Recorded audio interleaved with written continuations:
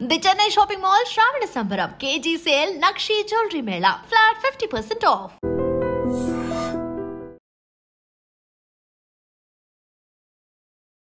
రీసెంట్గా హైదరాబాద్లో ఒక రిపోర్ట్ అనేది కూడా వచ్చింది. అది కూడా చాలా డేంజర్ బెల్స్ అనేది కూడా మోగిస్తుంది. 84% అంటే it was two high. Sir ఏంటి సార్ ఫ్యాటీ లివర్ అంటే అంత డేంజరా? భయపడిపోవాలి నాకు అంతే. జనరల్ చెకప్ చేయించుకున్న ఏ పేషెంట్ అల్ట్రాసౌండ్ రిపోర్ట్ చూసినా సరే atleast minimum grade 1 fatty liver ఉంటుంది. ఫ్యాటీ లివర్ అనేది మనకి ఒబీస్ నార్మల్గా టమ్మీ దగ్గర ఫ్యాట్ ఎంత కామన్, ఎందుకంటేనండి వన్స్ అపాన్ ఏ టైం మనకి ఆల్కహాల్ స్మోకింగ్ అనేది డేంజర్ అని చెప్పేవాళ్ళు.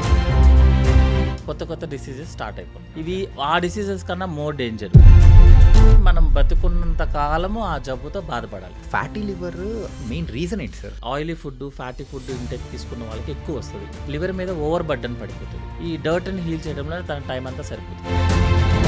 సో ఈ 4 ఫ్యాక్టర్స్ వల్ల ఫ్యాటీ లివర్ బాగా కామన్ అయింది. తల్లిదండ్రులకు ఉంటే తప్పకుండా పిల్లలకు వస్తుందా? కంపల్సరీగా మదర్కి ఫాదర్కి ఏదైనా ప్రాబ్లం ఉందనుకోండి అది రావటం మనకి కంపల్సరీ. బీపీ షుగర్ గురించి ఎవడో పట్టించుకోరు సార్. ఈ రోజుల్లో 50 years దాటిన తర్వాత బీపీ షుగర్ ఎవరికైనా కామన్. భయపడాల్సిన అవసరం లేదు, జాగ్రత్త పడాలి. ఆవకాయ పచ్చడి, సో దానివల్ల కూడా లివర్ ఇష్యూస్ కానీ కిడ్నీ ఇష్యూస్ నిజమేనా? ఒక ఫుడ్తో ఒక డిసీజ్ని డిసైడ్ చేయడానికి లేదు. యాక్చువల్లీ మన ఇండియన్ సెటప్లో పిక్కిల్తో తింటేనే వీఆర్ ఫీలింగ్ లైక్ హ్యాపీ. ఇప్పుడు ఉన్న లేటెస్ట్ గైడ్లైన్స్ ఏంటంటే sugar, easily available sugar and high sodium is a more danger than anything, even alcohol. ఉన్నదాన్ని అడ్జస్ట్ చేసుకుందాం. ఉన్నవాటిల్లో బ్యాడ్ హ్యాబిట్ కాకుండా దాన్ని గుడ్ హ్యాబిట్ కింద మార్చుకుందాం. Hi guys, welcome to healthy life style with Chanakya.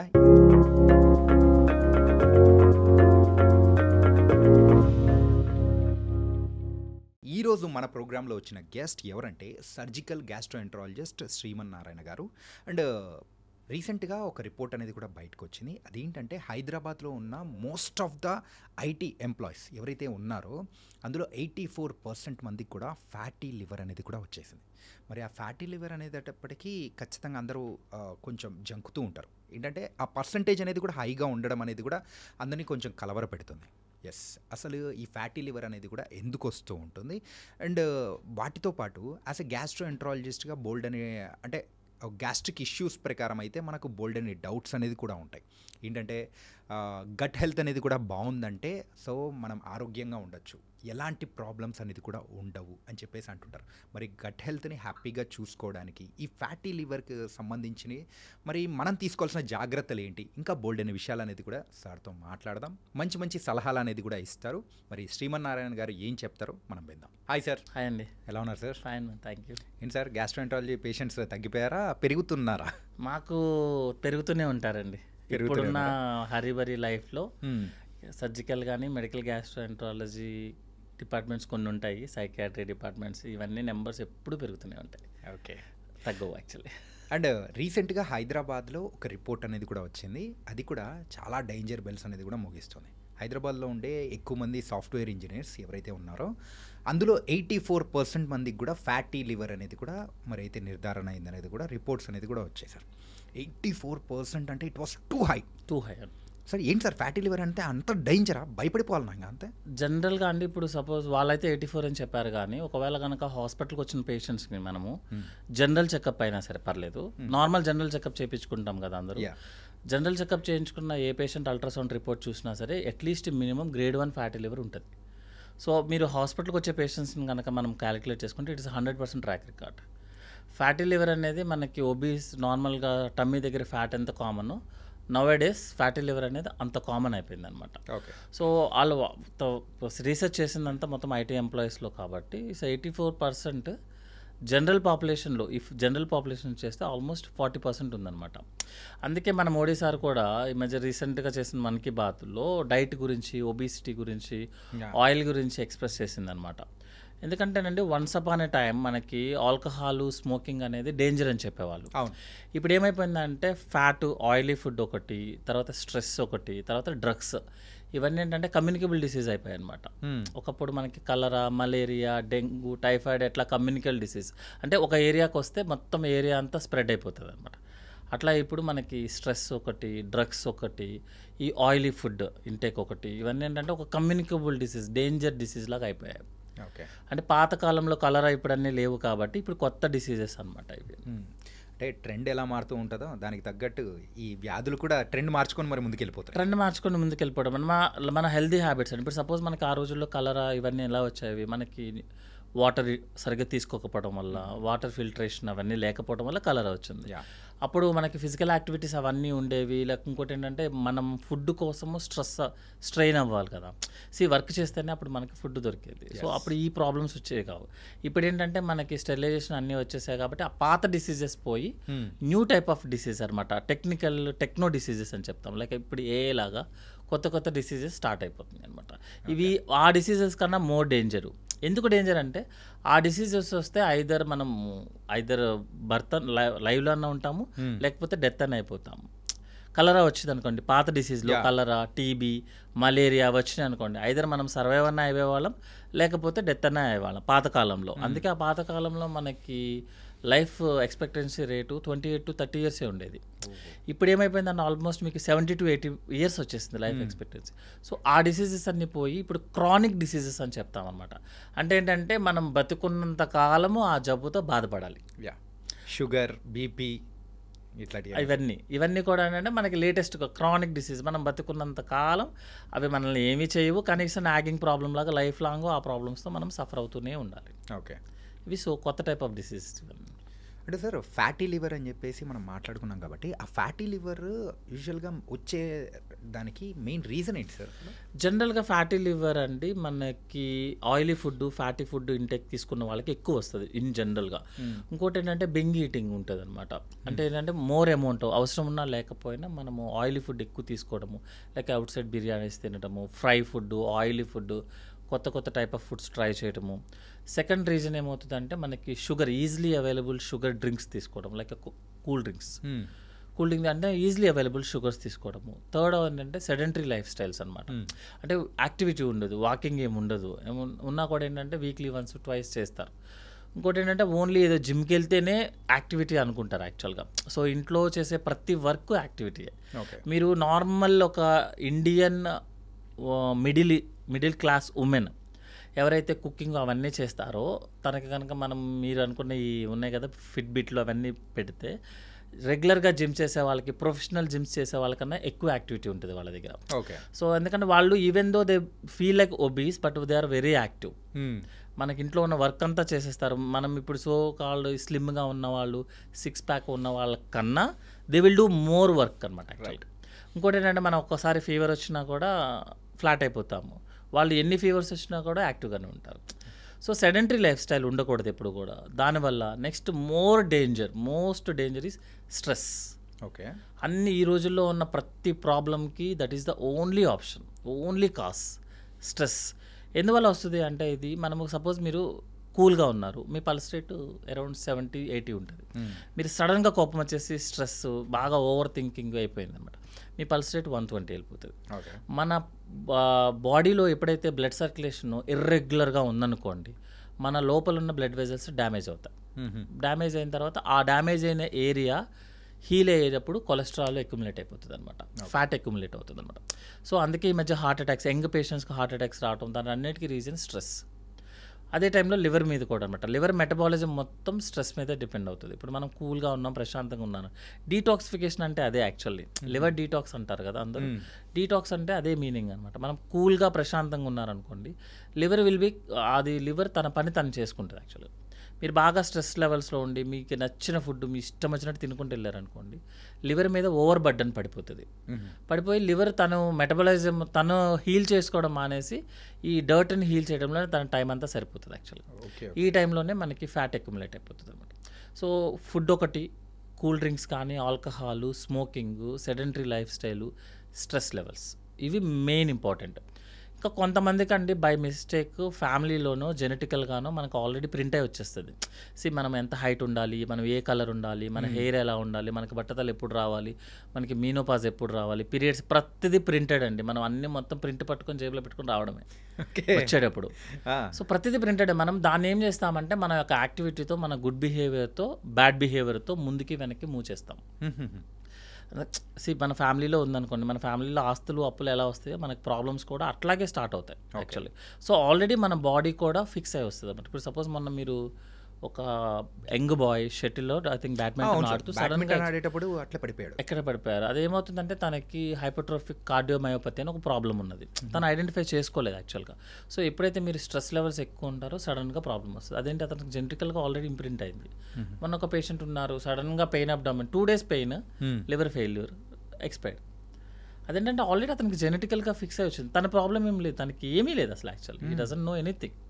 So మనకి problems కూడా ప్రింట్ అయి వస్తాయి యాక్చువల్గా. దానికి మనకి ఏంటంటే మీ ఫ్యామిలీలో హిస్టరీలో ఉంది కదమ్మా, మీరు కొంచెం జాగ్రత్త పడండి అని ఎవరికైనా చెప్పాను అనుకోండి, నేను ఆ టెన్షన్ పెట్టేసుకుంటారు అనమాట.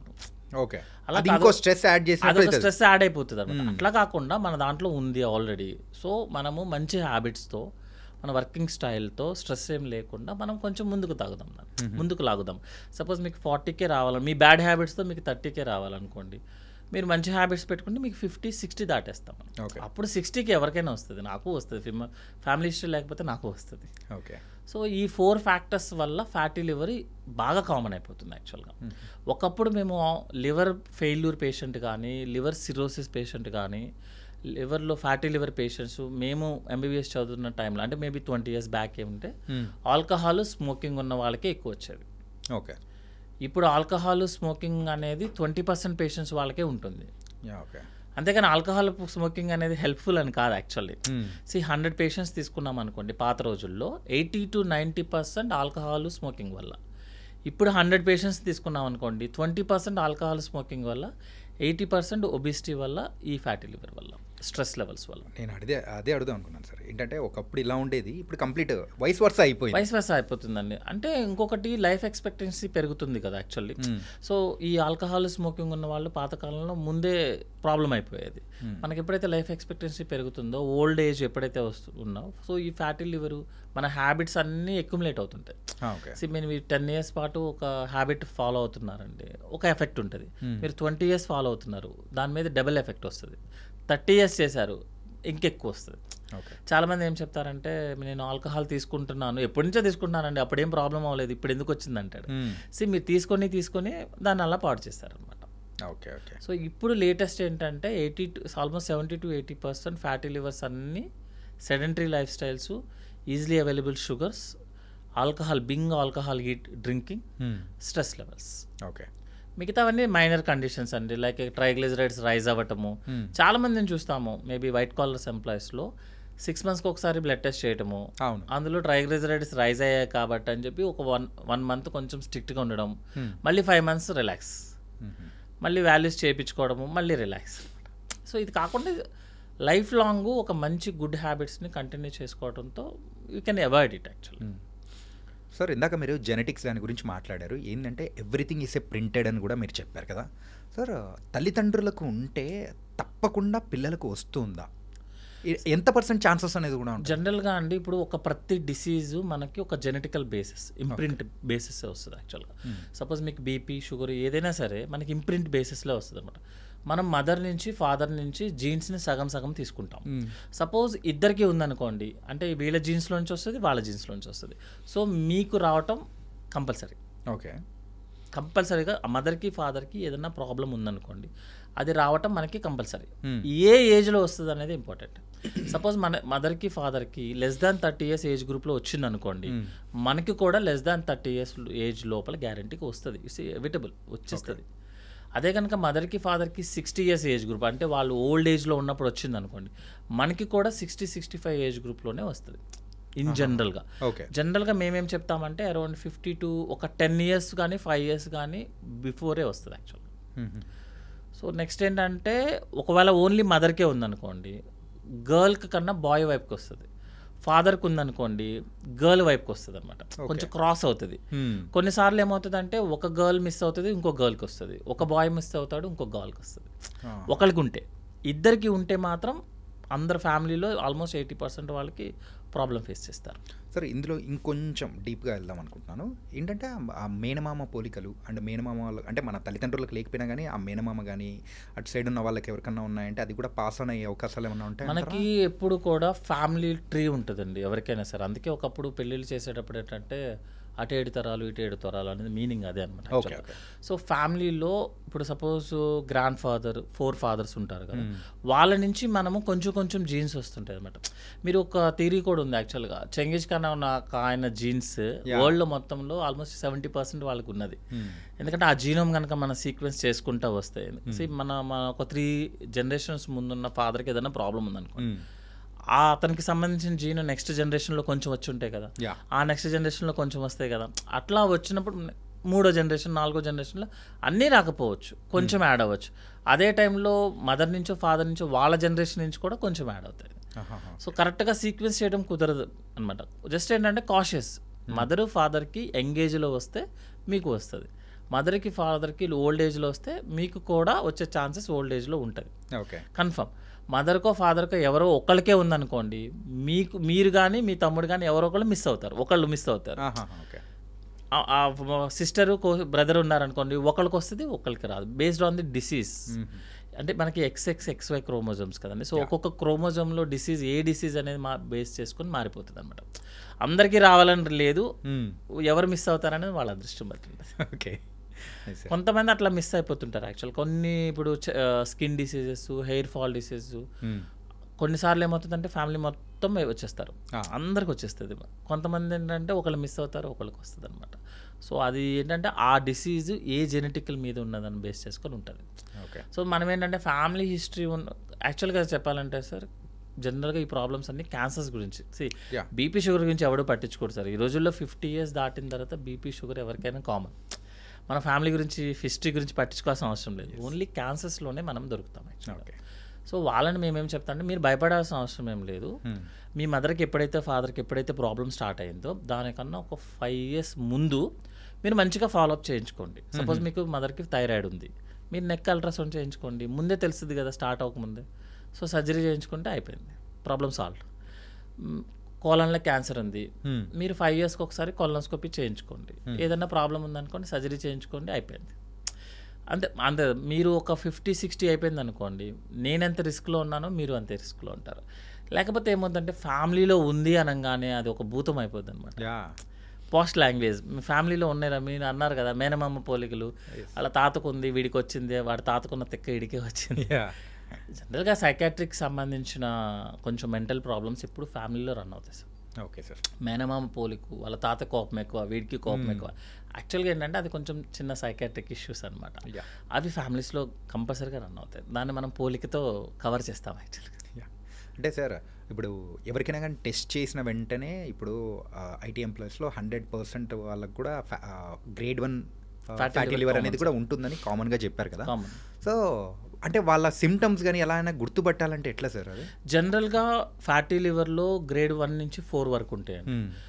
ఏ గ్రేడ్లో కూడా అతనికి ఏ ప్రాబ్లం ఉండదు, ఏ కంప్లైంట్ ఉండదు. నేను అందుకే అన్నాను కదా జనరల్ చెకప్లోనే దొరుకుతారు యాక్చువల్గా వీళ్ళంతా. ఓకే, కాకపోతే grade 4 ఏంటంటే కొంచెం ఫ్యాట్ ఎక్కువ అక్యుములేట్ అవుతుంది. వాళ్ళకి ఏంటంటే లివర్ కొంచెం సైజు పెరుగుతుంది అనమాట. పెరిగినప్పుడు వేగ్గా అప్పుడప్పుడు రైట్ సైడ్ రిబ్స్ కింద పెయిన్ వస్తుంది, వేగ్గా ఏదో హెవీగా ఉన్నట్టు. ఎందుకంటే లివర్ సైజ్ పెరిగింది కదా, బరువు పెరిగింది కాబట్టి. సో కొంచెం ఏదో వేగ్గా ఉంది. మనం ఏం చేస్తామంటే ఏదో ఎస్జిటీ ఉందో, లేకపోతే నిన్న బిర్యానీ తిన్నాం కాబట్టి ఈరోజు అరగలేదు, ఏదో సమ్ అన్ఈజీ ఉంటుంది తప్ప డైరెక్ట్గా ఫ్యాటీ లివరు సిగ్నిఫికెంట్ పెయిన్ జరగడం కుదరదు. సిగ్నిఫికెంట్గా ఒక పేషెంట్కి ఫ్యాటీ లివర్లో పెయిన్ వచ్చిందంటే అర్థము వేరే ఏదో ప్రాబ్లం ఉన్నట్టు లెక్క. అప్పుడు ఏం చేస్తామంటే మనం స్కాన్స్ అవన్నీ చేసి ఆ ప్రాబ్లమ్స్ ఏమీ లేవని క్లియర్ చేసి ఆ పెయిన్ని ఫ్యాటీ లివర్కి పెడతాము. అంటే ఇట్స్ ఎక్స్క్లూజన్ అనమాట. ఫ్యాటీ లివర్లో పెయిన్ రావడం జరగదు. వేగ్ డిస్కంఫర్ట్, పెయిన్ కింద కాదు యాక్చువల్లీ, ఇట్స్ వేగ్ డిస్కంఫర్ట్, ఏదో తెలియని బాధ ఏదో ఉంది. ఎందుకంటే బరువు పెరిగింది కదా, ఏదో తెలియని బాధ. అంతకుమించి ఫ్యాటీ లివర్లో ఏముండదు. అందుకే ఎవరైనా వచ్చి ఫ్యాటీ లివర్ రిపోర్ట్ చూపించి నాకు ఇబ్బంది ఉందంటే అసలు మీరు ఎందుకు వెళ్ళారు అని అడుగుతా. ఫస్ట్ క్వశ్చన్ ఏంటంటే మీరు హాస్పిటల్కి ఎందుకు స్కాన్ చేయించుకున్నారో అని అడుగుతాం మనం. వేరే కంప్లైంట్ వల్ల ఇది కనిపించింది అంతే. సో ఫ్యాటీ లివర్లో ఇష్యూస్ ఏముండదు, అంటే కంప్లైంట్ ఏముండదు. మామూలుగా హార్ట్ అటాక్ అనేటప్పటికి పెయిన్ రావడం అట్లాంటివి మనం అబ్జర్వ్ చేస్తాం. ఫ్యాటీ లివర్లో అట్లాంటి అక్కడ ఏముండదు. ఫ్యాటీ లివర్ అంటే యాక్చువల్గా లివర్లో మనకి 1.5 grams కిలోస్ లివర్ ఉంటుందండి.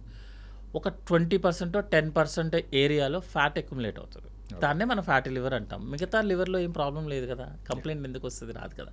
సో ఇప్పుడు మీకు హార్ట్ పెయిన్ కూడా, ఒక పేషెంట్కి హార్ట్ పెయిన్ రావాలంటే బ్లడ్ సర్క్యులేషన్ అట్లీస్ట్ 80% బ్లాక్ అవ్వాలి. మరి 80% ముందు బ్లాక్ అయితే బ్లాక్ కాదా? బ్లాకే కదా. బ్లాకే. సో కంప్లైంట్ వచ్చింది అంటే అర్థం ఏంటంటే మీకు 80% బ్లాక్ అయినట్టే. ఇందులో కూడా అంతే, కంప్లైంట్ వచ్చిందంటే అర్థం మీరు గ్రేడ్ 4లో ఉన్నట్టే. ఓకే. అంతే తప్పించి గ్రేడ్ 1 ఫ్యాటీ లివర్ రాదు. ఇప్పుడు వాళ్ళు చేసిన టెస్ట్ కూడా గ్రేడ్ 1 ఫ్యాటీ లివర్ వేసారు. ఓకే. పాపం వాళ్ళని ఇబ్బంది పెట్టి 84% చేశారు, కానీ వాళ్ళందరూ గ్రేడ్ 1 అండి. 84 అనేటప్పుడు వామ్మో ఏ సాఫ్ట్వేర్ ఇంజనీరింగ్ చూసినా నీకు ఫ్యాటీ లివర్ ఉందని డైరెక్ట్ ఎందుకంటే సార్ మీరు గూగుల్లో కొట్టండి, ఫ్యాటీ లివర్కి కాంప్లికేషన్ ఏమనగానే క్యాన్సర్ అని చూపించేస్తుంది. ఎందుకంటే ఫ్యాటీ లివర్ తర్వాత fibrosis, cirrhosis, cancer, liver failure ఇవే వస్తాయి అనమాట. సో ఫ్యాటీ లివర్ క్యాన్సర్ అనగానే క్యాచ్ వర్డ్. పాపం వాళ్ళు ఏం చేస్తారంటే ప్రతి ఫ్యాటీ లివర్ రిపోర్ట్ అతను చాలా టెన్షన్ పడతాడు. ఇంకా ఎట్లా అంటే క్యాన్సర్ వచ్చినట్టే ఫీల్ అయిపోతాడు. ఫ్యాటీ లివర్కి అసలు సంబంధమే లేదు. మీకు పొట్టలో ఫ్యాట్ బెల్లీ వచ్చింది అనుకోండి, దాన్ని ఫీల్ అవుతామా మనము? అవ్వం కదా. కొంచెం చబ్బీ చీక్స్ వచ్చాయి అనుకోండి, మనం ఫీల్ అవుతామా? అవ్వం కదా. ఫ్యాటీ లివర్ కూడా అలాగే. కంగారు పడాల్సిన అవసరం లేదు, కానీ మీ హ్యాబిట్స్ని కంటిన్యూ చేసుకుంటూ వెళితే fatty liver can leads to cirrhosis. Okay. Cirrhosis, hepatic failure, transplant, cancer ఇంకా అన్నీ వస్తాయి. భయపడాల్సిన అవసరం లేదు, జాగ్రత్త పడాలి అంతే. అక్కడ ఈ జాగ్రత్త అనేది జాగ్రత్తనే ప్రాబ్లం అనమాట. ఫ్యాటీ లివర్ చూడంగానే అసలు పాపం కొంతమంది చూస్తామని అంటే మేబీ క్యాచీ వర్డ్స్ని పట్టుకుంటారేమో అనిపిస్తుంది, పాపం అనిపిస్తుంది నిజంగా చెప్పాలంటే. ఆ క్యాచీ వర్డ్స్ని పట్టుకొని వెళ్ళిపోతారు. ఫ్యాటీ లివర్ గ్రేడ్ 3 వరకు మనం ఏం చేయాల్సిన అవసరం లేదు. కొంతమంది అడుగుతారు వచ్చి, సార్ ట్రీట్మెంట్ ఇవ్వండి, ఫ్యాటీ లివర్ తగ్గించాలంటే మనకి ఓబీసీ వచ్చాము, పొట్ట బెల్లీ ఫ్యాట్ పెరిగింది, ఏం చేస్తారు మీరు? యాక్టివిటీ, ఫిజికల్ యాక్టివిటీ చేస్తారు. మెడిసిన్స్ వాడితే తగ్గుతుందా? నేను అదే చెప్తా, ఫ్యాటీ లివర్కి జస్ట్ హ్యాపీగా ఎక్సర్సైజ్ చేసుకోండి, ఫిజికల్ యాక్టివిటీ చేసుకోండి. దేనివల్ల వచ్చింది? లివర్ ఆయిలీ ఫుడ్ తినడం వల్ల. హ్యాపీగా ఆయిలీ ఫుడ్ లేకుండా కొంచెం కంప్లీట్గా ఆయిల్ లేకుండా తింటే డేంజర్. ఓకే. ఆయిల్ కూడా కావాలి, ఆయిలే కావాలి యాక్చువల్గా చెప్పాలంటే ఒక లిమిట్ వరకు. హ్యాపీ కొత్తగా ఆయిల్ యాడ్ చేయకుండా, ఫ్రై ఐటమ్ కాకుండా కర్రీలో హ్యాపీగా తినొచ్చు. అది కూడా లేకపోతే మన బాడీ పనిచేయదు యాక్చువల్గా. మన బాడీలో ప్రతి పార్ట్కి ఆయిల్ కావాలి. ఆయిల్ లేకుండా మిషన్ పనిచేయదు, మన బాడీ కూడా పనిచేయదు. సార్ ఫుడ్ గురించి ఒక టాపిక్ వచ్చింది కాబట్టి, సో రీసెంట్గా ఒక రీలో అండ్ కొన్ని చూశాను, సో దాని గురించి మీరు చెప్తే బాగుంటుందని. అదేంటంటే ఆవకాయ పచ్చడి. సో దానివల్ల కూడా లివర్ ఇష్యూస్ కానీ కిడ్నీ ఇష్యూస్ అన్నీ రావడం అనేది కూడా జరుగుతాయి అని చెప్పేసి కూడా అంటూ ఉన్నారు. ఏంటంటే ఈ ఊరగాయల వల్ల కానీ పికిల్స్ ఏంటి సార్, అది నిజమేనా? జనరల్గా అండి ఒక ఫుడ్ ఐటమ్ వల్ల రెగ్యులర్గా తీసుకుంటేనే ప్రాబ్లం అవుతుంది. ఇప్పుడు మాకు టెక్స్ట్ బుక్స్లో ఎలా ఉంటుందంటే థైరాయిడ్, హైపోథైరాయిడిజం రావడానికి క్యాబేజీ, క్యాలీఫ్లవర్ తీసుకుంటే మీకు థైరాయిడ్ లెవెల్స్ డౌన్ అవుతాయని మాకు క్వశ్చన్ ఉంటుంది. ఎక్కడ ఎవరికి వస్తుంది ఇది ప్రాబ్లం ఏంటంటే, క్యాబేజీ, క్యాలీఫ్లవర్ అనేది రోజు ఫుడ్ వాళ్ళకి. బికాజ్ ఆ ఏరియాలో వాళ్ళకి ఇంకేం దొరకవు. రోజు వాళ్ళకి క్యాబేజీ, క్యాలీఫ్లవర్ ఉండాల్సిందే. నార్త్ ఇండియా వాళ్ళకి చపాతీ ఎలా ఉంటుందో ఉండాల్సిందే, ఎందుకంటే వాళ్ళకి ఆ ఫుడ్, వేరే ఫుడ్ లేదు. సో వాళ్ళకి మనం టెస్ట్ చేసినప్పుడు థైరాయిడ్ లెవెల్స్ డౌన్ అవుతాయి. మనకి ఇప్పుడు సపోజ్ ఇండియన్ సెటప్లోనో లేకపోతే ఏషియన్ కంట్రీస్లోనో మనం నెలకు ఒకసారి క్యాబేజీ, క్యాలీఫ్లవర్ తింటే చాలా గొప్ప. ఇంకొకటి ఏంటంటే కొన్ని ఫుడ్స్ ఉంటుంది, ఇప్పుడు మనకి టమాటాలు తింటే స్టోన్స్ వస్తాయి, టమాటాలు తినదని చెప్తారు. మనము ఒకసారి ఆలోచిస్తే మనం నెలకొక మేబీ ఒక 1/2 కిలో టమాటా తింటామేమో జనరల్గా పర్ హెడ్. లేదు టమాటా తింటే కిడ్నీ స్టోన్స్ వస్తే టమాటా తినొద్దని చెప్తారు. టమాటా తింటే మీరు antioxidants, anti cancer agent. Cabbage, cauliflower అనేది anti cancer agent, antioxidants, healing power చాలా ఫాస్ట్ ఉంటుంది. మీరు ఒక ఫుడ్తో ఒక డిసీజ్ని డిసైడ్ చేయడానికి లేదు యాక్చువల్గా. రెగ్యులర్గా తీసుకోవడం అనేది రాంగ్. ఇప్పుడు మీరు పిక్కిల్ ఇది తీసుకున్నారనుకోండి, మన ఇండియన్ సెటప్లో పిక్కిల్తో తింటేనే వీఆర్ ఫీలింగ్ లైక్ హ్యాపీ. మీరు పిక్కిల్ని ఒక కాంబినేషన్లో తీసుకుంటే, లేక పప్పుతో, ఆయిల్తో ఒక కాంబినేషన్లో తింటేనే we will be feeling happy. అట్లాగని రోజు తీసుకుంటే గ్యాస్ట్రిక్ ఇట్స్ వెరీ డేంజర్ యాక్చువల్గా రోజు అనేది. ఎందుకంటే మీరు పిక్కిల్ తయారు చేసే విధానం చూసుకుంటే యాక్చువల్గా మనకు వచ్చేస్తుంది. యాక్చువల్గా పిక్కిల్ ఎట్లా తయారు చేస్తాము అంటే అన్ని ఐటమ్స్ యాడ్ అవుతాయి. Main is spicy pepper add అవుతుంది, కారము, దాంట్లో ఒక ఆయిల్ యాడ్ అవుతుంది. ఒక ఆయిల్ ఎలా చేస్తారు అని తెలుసు కదా, ఫుల్ ఆయిల్ పెడితే తప్ప అది ప్రిజర్వ్ అవ్వదు, ఎందుకంటే 1 year ఉండాలండి, సమ్మర్ టు సమ్మర్ ఉంటుంది. సో అది కూడా ఏంటంటే మొత్తం నింపాలి, ఆ ముక్క అంతా లోపల అయ్యేదాకా అది ఊరాలి అని చెప్తారు యాక్చువల్గా. అది ఉంటే తప్ప ఆ టేస్ట్ రాదు. అంటే మీకు ఆ కంప్లీట్ ఆయిల్లో, అది కూడా 1 year oil without any sterilization, మీరు జాడీ లాంటి దాంట్లో పెడతారు. మీరు ఆయిల్ని 1 year పాటు అలాగే ఉంచి విత్ ఫుడ్ మెటీరియల్స్తో ఉంచినప్పుడు ఎంత రియాక్షన్ ఉంటుంది. బట్ ఏంటంటే ఒక టేస్ట్ కోసమో, ఒక ఫీలింగ్ కోసమో, కొంతమంది అది లేకపోతే అవ్వదు. అట్లాగనే అదేదో సర్వరోగ నివారణి లాగో, లేకపోతే అది తింటే తింటే ప్రాబ్లం లేదు యాక్చువల్గా, కానీ అప్పుడప్పుడు ఎప్పుడైనా if you are not feeling well, మనం తింటే మనకు బాగుంటుంది అని చెప్పారు. ఇప్పుడు నేను ఉన్నాను అనుకోండి, నాకు వీక్లీ వన్స్ ఆ పికిల్ పప్పు కలపకపోతే I will not feeling happy. ఎందుకంటే అదే కదా ఫస్ట్ నుంచి మనం అదే కదా, అదే సినిమాలో చూపించినట్టు ఒక్కసారి నాలిక మీద పచ్చడి తగిలితేనే అదో ఆనందం. అంతేనే మనము ఎక్కడి నుంచి స్టార్ట్ అయ్యాము. ఎందుకంటే మీరు ఇప్పుడు ఉంటే విలేజ్ బ్యాక్గ్రౌండ్లో వచ్చిన ఏ మూవీస్ కూడా ఫ్లాప్ అవ్వవు జనరల్గా, అట్లీస్ట్ ఓటీటీలోనే హిట్ అవుతాయి. బికాజ్ అందరము అక్కడి నుంచి వచ్చిన వాళ్ళు. ఎక్కడి నుంచి వచ్చినా ఫైనల్గా మనం ఎంత సిటీ బ్యాచ్ అయినా సరే విలేజ్ బ్యాక్గ్రౌండ్ నుంచి మనకు అది టచ్ అవ్వగానే విల్ ఫీల్ లైక్ మనం బాగున్నాం అన్న ఫీలింగ్ వస్తుంది. మనం ఫుడ్ ఐటమ్స్ కూడా అక్కడి నుంచి వచ్చినాయి కదా. మీరు ఎన్ని పిజ్జాలు బర్గర్లు తిన్నా, అంత డిఫరెంట్ డైట్లు మీరు ఫాలో అయినా, ఒక్కసారి అది పడితేనే will feel like happy. Okay, దానికోసం తప్ప ఆ ఫుడ్ వల్ల ఎక్కువ తీసుకుంటే ఎస్డిటీ రావటం, ఎందుకంటే ఆయిల్ ఫుడ్ కాబట్టి. యాక్చువల్గా ఈ రిఫ్రిజరేషన్ సిస్టమ్ రాకముందు కొన్ని కంట్రీస్లో బాగా కరువులాగా ఉండేది కదండి. యాక్చువల్గా వాళ్ళు ఏం చేసేవాళ్ళంటే బాగా ఉప్పుతో, సాల్ట్తో, ఈ పికిల్లో మనకి సాల్ట్ కూడా ఉంటుంది, full salt, that is rock సాల్ట్తో వేస్తారు. రెగ్యులర్ సాల్ట్, మన అయోడైజ్ సాల్ట్ ఉండదు అందులో. యాక్చువల్గా రాక్ సాల్ట్తో అయితేనే పికిల్ వస్తుంది. సో ఆ సాల్ట్ని యూస్ చేసి వాళ్ళు ఆ వెజిటేబుల్స్ని ప్రిజర్వ్ చేసేవాళ్ళు. చేసి దాన్ని తినడం స్టార్ట్ అయింది. యాక్చువల్గా తర్వాత క్యాన్సర్స్ రావడం స్టార్ట్ అయింది. ఇది ఆ ఫుడ్ ఐటమ్స్ వల్ల gastric cancer most common is జపాన్లో, కొరియాలో స్టార్ట్ అయిందన్నమాట యాక్చువల్గా. ఓకే, సో ప్రిజర్వేటివ్ ఫుడ్ తినడం వల్ల మనకి ఇంటెస్టైనల్ క్యాన్సర్స్ రావడం ఎక్కువ. ఇప్పుడు మనకి when compare to north India, south ఇండియాలో క్యాన్సర్స్ ఎక్కువ ఉంటాయి, ఇంటెస్టైనల్ క్యాన్సర్స్. ఇది సౌత్ ఇండియాలో ఎక్కువ, సౌత్ ఇండియాలో క్యాన్సర్స్ ఎక్కువ. ఇంటెస్టైనల్ క్యాన్సర్, క్యాన్సర్ అంటే ఒకటి సేమ్ వర్డ్స్ ఉంటుంది, ఇంటెస్టైనల్ క్యాన్సర్స్ అనమాట. బికాస్ స్పైసీ ఫుడ్ ఎక్కువ మన వైపు. యాక్చువల్గా ఫ్రై ఐటమ్, స్పైసీ ఫుడ్ ఎక్కువ ఉంటుంది. యాక్చువల్ ఇంకోటి అంటే బింగ్ ఈటింగ్ ఉంటుంది మన దగ్గర. సో ఇంటెస్టైనల్ క్యాన్సర్స్ ఎక్కువ వస్తాయి. అల్సర్స్ రావటము, గ్యాస్ట్రిక్ ప్రాబ్లమ్స్, ఎసిడిటీస్, ఇవన్నీ కూడా ఆ పికిల్స్ టైప్ ఆఫ్ ఫుడ్ తినడం వల్ల వస్తుంది యాక్చువల్గా. సో ఎక్కువ తినడము తప్పే, అట్లాగనే అసలు తినకూడదని చెప్పడం అనేది రాంగ్. ఓకే, ఎట్లా ఉందంటే మీరు కంప్లీట్గా ఆల్కహాల్ బంద్ చేయమని చెప్తే ఇండియాలో 100% ఎవరు ఫాలో అవ్వరు సార్. అలా కాకుండా మీరు ఆల్కహాల్ లిమిటెడ్గా, వెరీ లిమిటెడ్గా తీసుకోండి, కంట్రోల్డ్గా తీసుకోమని చెప్పండి, 99% ఫాలో అవుతారు సార్. ఓకే, మీరు కంప్లీట్గా ఆపేయమని చెప్పండి, 6 నెలల తర్వాత మళ్ళీ స్టార్ట్ చేస్తారు. ఈసారి గట్టిగా స్టార్ట్ చేస్తారు, కసిగా స్టార్ట్ అవుతుంది. అది డాక్టర్ చెప్పారంటే ఇంకా దాన్ని ఎక్కువ ఫాలో అవుతుంటారు. సో కొంతమంది కూడా చెప్తారు ఇది మీరు ఆల్కహాల్ తీసుకుంటే హార్ట్కి మంచిదంట కదా అని. అది కోల్డ్ కంట్రీస్లో పనిచేస్తుంది. బట్ ఆల్కహాల్ తీసుకుంటే హార్ట్కి మంచిది ఇన్ కోల్డ్ కంట్రీస్. ఆ కోల్డ్ కంట్రీస్ అనేది మనం మాస్క్ చేస్తాం, కట్ చేస్తాం ఎడిటింగ్లో, సెన్సార్లో పోతుంది. అంటే ఈవెన్ మేము పెట్టినా పీపుల్ అది వినరు సార్. ఆ డాక్టర్ చెప్పారు అంతవరకే తాగడం మంచిది అంట అని చెప్పేసి అదే కోల్డ్ కంట్రీస్లో వర్కౌట్ అవుతుంది. అట్లాగని కంప్లీట్గా ఆపేమన్నా కూడా ఆపరు సార్ ఎవరు ఆల్రెడీ, ఎందుకంటే అది సోషల్ డ్రింక్ అయిపోయింది యాక్చువల్గా.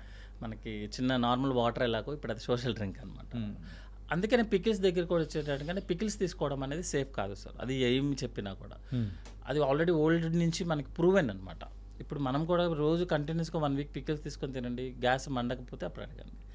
గ్యాస్ మండుతుంది, మోషన్ ప్రాబ్లం అవుతుంది, యూరిన్ మండుతుంది. ఎందుకు మండుతుంది? డైరెక్ట్గా మన పికిల్ ఏమన్నా మోషన్లో వచ్చేస్తుందా? కాదు కదా. ఆ డైజెషన్ ప్రాసెస్సే ప్రాబ్లం అవటం వల్ల ఇదంతా అనమాట. అట్లాగనే అసలు కంప్లీట్గా అవాయిడ్ చేయండి అని చెప్తే మనం అనేది ఫీలింగ్ పోతుంది. మన లైవ్లీనెస్ కూడా ఉండాలి కదా మనకు కూడా. సో అది పోతుంది. సో వీక్లీ వన్స్ అనేది ఓకే, నాట్ కంటిన్యూస్.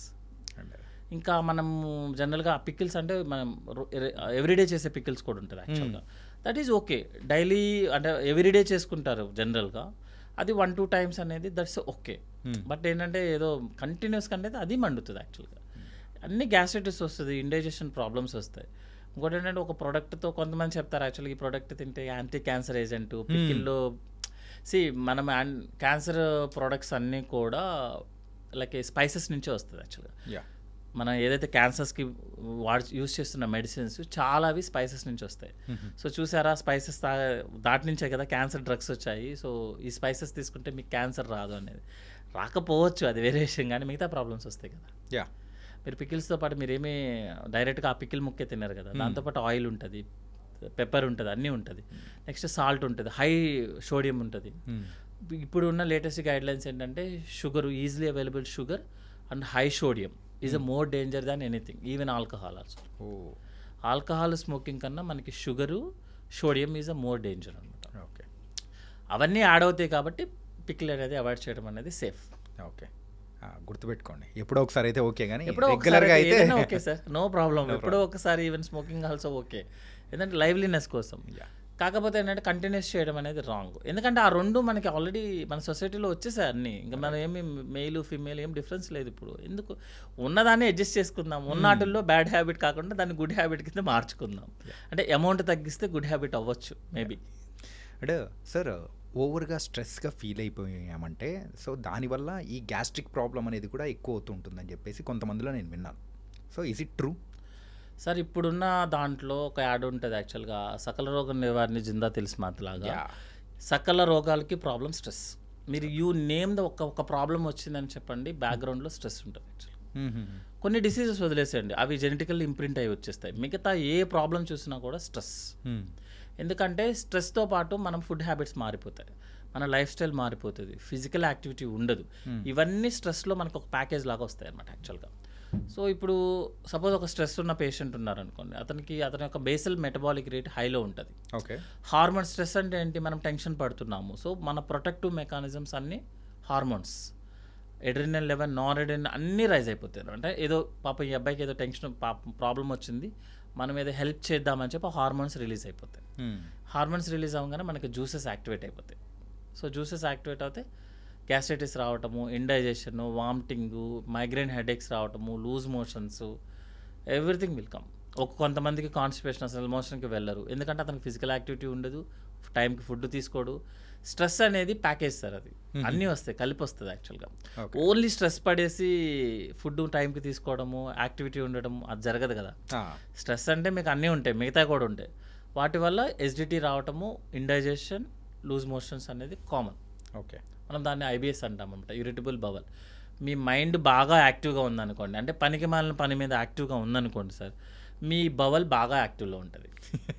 అంటే బవల్ బాగా యాక్టివ్ ఉందంటే పైనుంచి ఏమో gastric problems, bloating, belchings, vomitings, nausea, lower part నుంచి ఏమో లూజ్ మోషన్స్, కాన్స్టిపేషన్, పెద్ద బాత్రూమ్కి పరిగెత్తడము అన్నీ ఉంటాయి అన్నమాట. సో మైండ్ బాగా యాక్టివ్గా పెడితే బవల్ బాగా యాక్టివ్గా ఉంటుంది. మజిల్ బాగా యాక్టివ్ అంటే లైక్ ఫిజికల్ యాక్టివిటీ బాగా చేస్తే బవల్ రోజుకి ఒకసారి మాత్రమే యాక్టివ్ అవుతుంది అనమాట, అంటే మోషన్ బాగా. సో మన మజిల్ బాగా యాక్టివ్గా ఉంటే you will be feel happy, very హ్యాపీగా ఉంటుంది. ఓకే, బ్రెయిన్ యాక్టివ్లో ఉంచితే కష్టం. అంటే బ్రెయిన్ యాక్టివ్ అంటే పనికొచ్చే పనుల మీద, పనికి మాలిన పనుల మీద కాదు. స్ట్రెస్ అనేది ఇంత అంటే మన కంప్లీట్ బాడీ మీద ఇంత ప్రెషర్ చూపిస్తుందని మాత్రం అనుకోలేదు సార్. సార్ ఇప్పుడు మీరు ఆల్కహాల్ తీసుకున్నారనుకోండి, అది డైజెషన్ లివర్ మీద పడుతుంది. సో లివర్ ఫెయిల్యూర్ అవ్వటము, ఫ్యాటీ లివర్ రావటం. మీరు స్మోక్ చేశారనుకోండి, లంగ్ మీద మ్యాక్సిమం అయితే బ్లడ్ సర్క్యులేషన్ మీద పడుతుంది. మీరు స్ట్రెస్ తీసుకున్నారనుకోండి, brain master of our body, all సిస్టమ్స్ని డిస్రెగ్యులేట్ చేస్తుంది. ఇది లోకల్ యాక్షన్ కాదు, international action, pan India film ఇది స్ట్రెస్ అనేది. ఓకే, సో మేము బ్రెయిన్ కదా అది, స్ట్రెస్ అనేది బ్రెయిన్ సార్. సో మొత్తం యాక్టివ్లోకి వెళ్ళిపోతుంది అన్నీ. ఇదే టైంలో ఏం చేస్తుందంటే మజిల్ని యాక్టివ్ తగ్గించేస్తుంది. మీ మజిల్ యాక్టివిటీ ఉండదు, ఎక్సర్సైజ్ చేయరు, మీరు స్ట్రెస్లో ఉంటారు, ఫుడ్ తీసుకోరు, ఇంకొకటి స్ట్రెస్లో ఉంటారు, అన్ని ఆల్కహాల్, స్మోకింగ్, డ్రగ్స్ అన్నీ తీసుకుంటారు, ఎన్ని ఎక్కువైపోతుంటాయి. అది అవాయిడ్ చేయడానికి ఎక్కువైపోతుంది. ఎందుకంటే నేను టెన్షన్లో ఉన్నా మందు తాగుతా, హ్యాపీగా ఉన్నా మందు తాగుతా. సో ఇవన్నీ ప్యాకేజ్, ఎక్స్ట్రా ప్యాకేజ్ అనమాట. సో మీరు ఆల్కహాల్ తీసుకుంటే లివర్ ప్రాబ్లం, స్మోకింగ్ తీసుకుంటే lung problem or blood circulation problem, stroke problem. Stress తీసుకున్నారనుకోండి మొత్తం బాడీ మొత్తం ప్రాబ్లం, మొత్తం షెడ్కి వెళ్ళిపోవాలి, మొత్తం షెడ్కి వెళ్ళాల్సిందే. మళ్ళీ అది ఇవి ఏం చేస్తారంటే ఎందుకు ఇన్ని టెన్షన్స్ వస్తాయి. ఒక పేషెంట్ ఎవరైనా సరే ఒక డాక్టర్ ప్రిస్క్రిప్షన్ కన్నా ఎక్స్ట్రా ప్రిస్క్రిప్షన్తో వచ్చాడు మన దగ్గరికి అంటే బ్యాక్గ్రౌండ్లో స్ట్రెస్ ఉంటుంది. ఓకే, రిపోర్ట్స్ చూడండి, అన్ని బ్లడ్ రిపోర్ట్స్, యూరిన్, అన్ని స్కానింగ్స్ అన్నీ నార్మల్ ఉంటాయి, కానీ పేషెంట్కి చాలా ప్రాబ్లమ్స్ ఉంటాయి. చాలా ప్రాబ్లమ్స్ అంటే అతను వేగ్ ప్రాబ్లమ్స్ చెప్తాడు అనమాట. లైక్ ఇండైజెషన్ ఉంది సార్, మోషన్ రెగ్యులర్గా వెళ్ళాలి, కొంచెం తిన్నా మోషన్కి వెళ్ళాల్సి వస్తుంది సార్, సోషల్లో కలవలేకపోతున్నాను, ఇవన్నీ చూడంగానే మొత్తం ఒక ఫైల్ తీస్తారనమాట. హైదరాబాద్లో ఉన్న గ్యాస్ట్రో హాస్పిటల్స్ అన్నీ ఉంటాయి అందులో. పెద్ద పెద్ద సార్లు అన్నీ ఉందరంటారు పాపం, అన్ని ఎండోస్కో అన్నీ చేయించుకుంటారు, మనం ఏం అడిగితే చేయించుకుంటారు అనమాట. కానీ అసలు యాక్చువల్ పాపం బ్యాక్గ్రౌండ్ ఏంటంటే ఆ స్ట్రెస్. కానీ అక్కడ మా రిపోర్ట్స్లో మాత్రం ఏముండదు కదా. ఏముండదు సార్, స్ట్రెస్ అనేది it's activity. Okay, it's current టైప్లో అనమాట. ఎక్కడ చూపిస్తాం Can't show it. Only light మాత్రమే కనిపిస్తుంది, కరెంట్ కనిపిస్తుంది కదా. కనబడదు. మైండ్లో ఉంటుంది. అతనితో పాటు 10 మంది అటెండర్స్ వస్తారు, వాళ్ళ ముందు ఓపెన్ అవ్వలేడు, తన ప్రాబ్లమ్స్ ఎవరికి చెప్పలేడు. యాక్చువల్గా చెప్పాల్సిందేమో సైకియాట్రిస్ట్ దగ్గరికి. మనం ఏం చేస్తామంటే సైకియాట్రిస్ట్ అనగానే కొంచెం వేరేగా ఆలోచిస్తాము, సినిమాలలాగా జోక్స్ వేసుకోవడం అట్లా ఉంటుంది. సో ఇప్పుడు లేటెస్ట్గా అంతా స్ట్రెస్సే సార్. ఓకే, ఎక్కువ స్ట్రెస్, ఊరికే బాడీని స్ట్రెయిన్ చేయడము, మన ఏజ్కి తగ్గట్టు బిహేవ్ చేయము మనం జిమ్స్లోనూ వాటిల్లో. దీనివల్లే మెయిన్ ఇష్యూ అనమాట. అది కంప్లీట్ గట్ హెల్త్ మీద ఇంపాక్ట్ పడుతుంది. అంతా గట్ హెల్త్ అండి. అందుకంటే జనరల్గా ఇప్పుడు అందరూ గట్ హెల్త్ అనే నెక్స్ట్ ట్రెడిషన్ ఏంటంటే బ్రెయిన్ తర్వాత సెకండ్ బ్రెయిన్ లాంటిది గట్ అనమాట. మనకి మొత్తం న్యూరాన్స్, హార్మోన్స్ అన్నీ కూడా గట్ నుంచి రిలీజ్ అవుతాయి. ఓకే, సో గట్ని అనవసరంగా మనము ఇలాంటి స్ట్రెస్ లెవెల్స్తోనూ పిచ్చి ఫుడ్ హ్యాబిట్స్తోనూ అన్నీ చేయడం వల్ల గట్ని ఇబ్బంది పెడుతున్నాం. కాబట్టి ఇప్పుడు గట్ హెల్త్ ప్రోగ్రామ్ అని ఇప్పుడు లేటెస్ట్ ఈ ఇయర్ మొత్తం ఆల్మోస్ట్ ఈ డెకేడ్ అంతా గట్ హెల్త్ మీదే ఉంటుంది. ఓకే, సో ఏదైనా సోషల్ అవేర్నెస్ ప్రోగ్రామ్సే కదా. సో గట్ హెల్త్ అనేది ఇంపార్టెంట్. ఆఫ్టర్ బ్రెయిన్ తర్వాత gut health. Okay sir, gut health గురించి మనం మాట్లాడుతున్నాం కాబట్టి రీసెంట్ టైమ్స్లో డైట్ అనేది కూడా ఫాలో అవ్వడం అనేది కూడా చాలామంది స్టార్ట్ చేశారు. అండ్ ముందు ట్రెడిషన్ ఉంది, కాకపోతే ఈ మధ్యకాలంలో ఆ ట్రెడిషన్ కూడా ఎక్కువ అయిపోతుంది. ఆ డైట్ అనేది చేస్తేనే మన బాడీ అనేది బాగుంటుందంటారా? Diet is compulsory? డైట్ అనేది కంపల్సరీ కాదనేది జస్ట్ అంటే మనం పక్కన యాడ్ చేసుకుంటాం అనమాట. ఇప్పుడు నేను ఆమె సర్జికల్ గ్యాస్ట్రోఎంట్రాలజిస్ట్, ఒక సూపర్ స్పెషలైజేషన్ అయిపోయిన తర్వాత మిగతావి చిన్న డిగ్రీస్ ఒక 10 చేస్తాము. జస్ట్ అవి నేమ్ని యాడ్ చేస్తాయి, నాకేమి ఎక్స్ట్రా క్వాలిఫికేషన్స్ ఎక్స్ట్రా లాగా ఏమి ఉండదు అనమాట.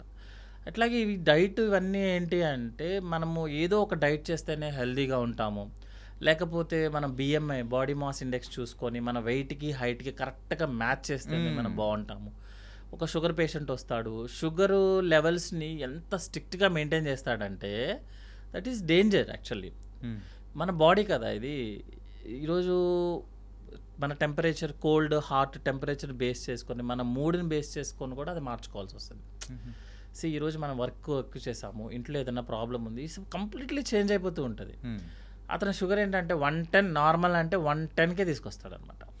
తీసుకొచ్చి ఏం చేస్తాడంటే రోజు ఏముండదు, నీరసంగా ఉంటాడు, కానీ నా sugar levels normal sir normal అంటాడు. అంటే ఒక ఫాల్స్ ప్రెస్టేజ్ అనమాట. అట్లా మనం ఎప్పుడు కూడా, అందుకే మీరు ఒక షుగర్ లెవెల్ ఒక డైట్ గురించి చూసుకుంటే షుగర్ లెవెల్ నార్మల్ ఏంటంటే 70 to 110. ఓకే, వాడే అంత రేంజ్లో ఇచ్చాడు కదా, మీరు ఎలా మెయింటైన్ చేస్తారు? స్ట్రిక్ట్గా పేపర్ మీద రాసుకొస్తాడండి 110, 112, 100, అసలు ఎంత నేరోగా మ్యాజిన్లో చేస్తారు, అది సేఫ్ కాదు. ఇది ఎందుకంటే ఈ డైట్ కూడా అంతే, మనం ఒక స్ట్రిక్ట్గా మెయింటైన్ చేద్దామని ట్రై చేస్తామనుకోండి, మండే ఉన్నట్టు సండే ఉండము, అంతే కదా. Monday is a working day, hurry burry ఉంటుంది. Sunday is a very leisure day. మీరు ఒకే రోజు ఒకే పర్సన్, మగా నా హైట్, నా జీన్స్, నా బాడీ ఫ్యాట్, నా మజిల్ అంతా డిఫరెంట్. ఒక లేడీ ఉన్నారు, ఒక బాయ్ ఉంటారు, అతని jeans, environment, south Indian, north Indian అంతా డిఫరెంట్ కదా. లేదు అందరికీ ఒకటే డైట్, ఐదర్ కార్బ్స్ పెంచండి, ఒక అతనేమో వచ్చి అంటే ఐఎమ్ నాట్ కామెంటింగ్ ఎనీవన్. జనరల్గా యాజ్ ఏ సర్జన్ కానీ యాజ్ ఏ ప్రొఫెషనల్స్ మేము ఫాలో అయ్యేది ఏంటి అంటే మీ యాక్టివిటీని బేస్ చేసుకొని వర్క్ చేయండి. ఓకే, మీ ఫుడ్ మీదంతా మీ యాక్టివిటీని బేస్ చేసుకొని ఒక స్ట్రిక్ట్గా మనం ఒకటి ఫాలో అయితే లైఫ్ లాంగ్ మనం చేయలేము ఆ పని. మీరు ఈరోజు కంప్లీట్గా కార్బోహైడ్రేట్ డైట్ తీసుకుంటారు, కంప్లీట్గా ప్రోటీన్ డైట్ తీసుకుంటారు, ఎన్ని రోజులు చేస్తాం మనం అట్లా? అది సాధ్యం అవ్వదు యాక్చువల్గా. అట్లా కాకుండా టైంకి తీసుకోండి. యాక్చువల్గా మీరు suppose morning breakfast, lunch, dinner టైంకి, suppose 7 to 8, 12 to 1, 6 to 7 or 7 to 8, whatever the comfortable మీ యొక్క యాక్టివిటీని బట్టి. కొంతమంది 9కి పడుకునే వాళ్ళు ఒక 2 hours ముందు తినమని చెప్తాం, కొంతమంది 12కి పడుకుంటారు, వాళ్ళు 9కి తింటే సరిపోతుంది.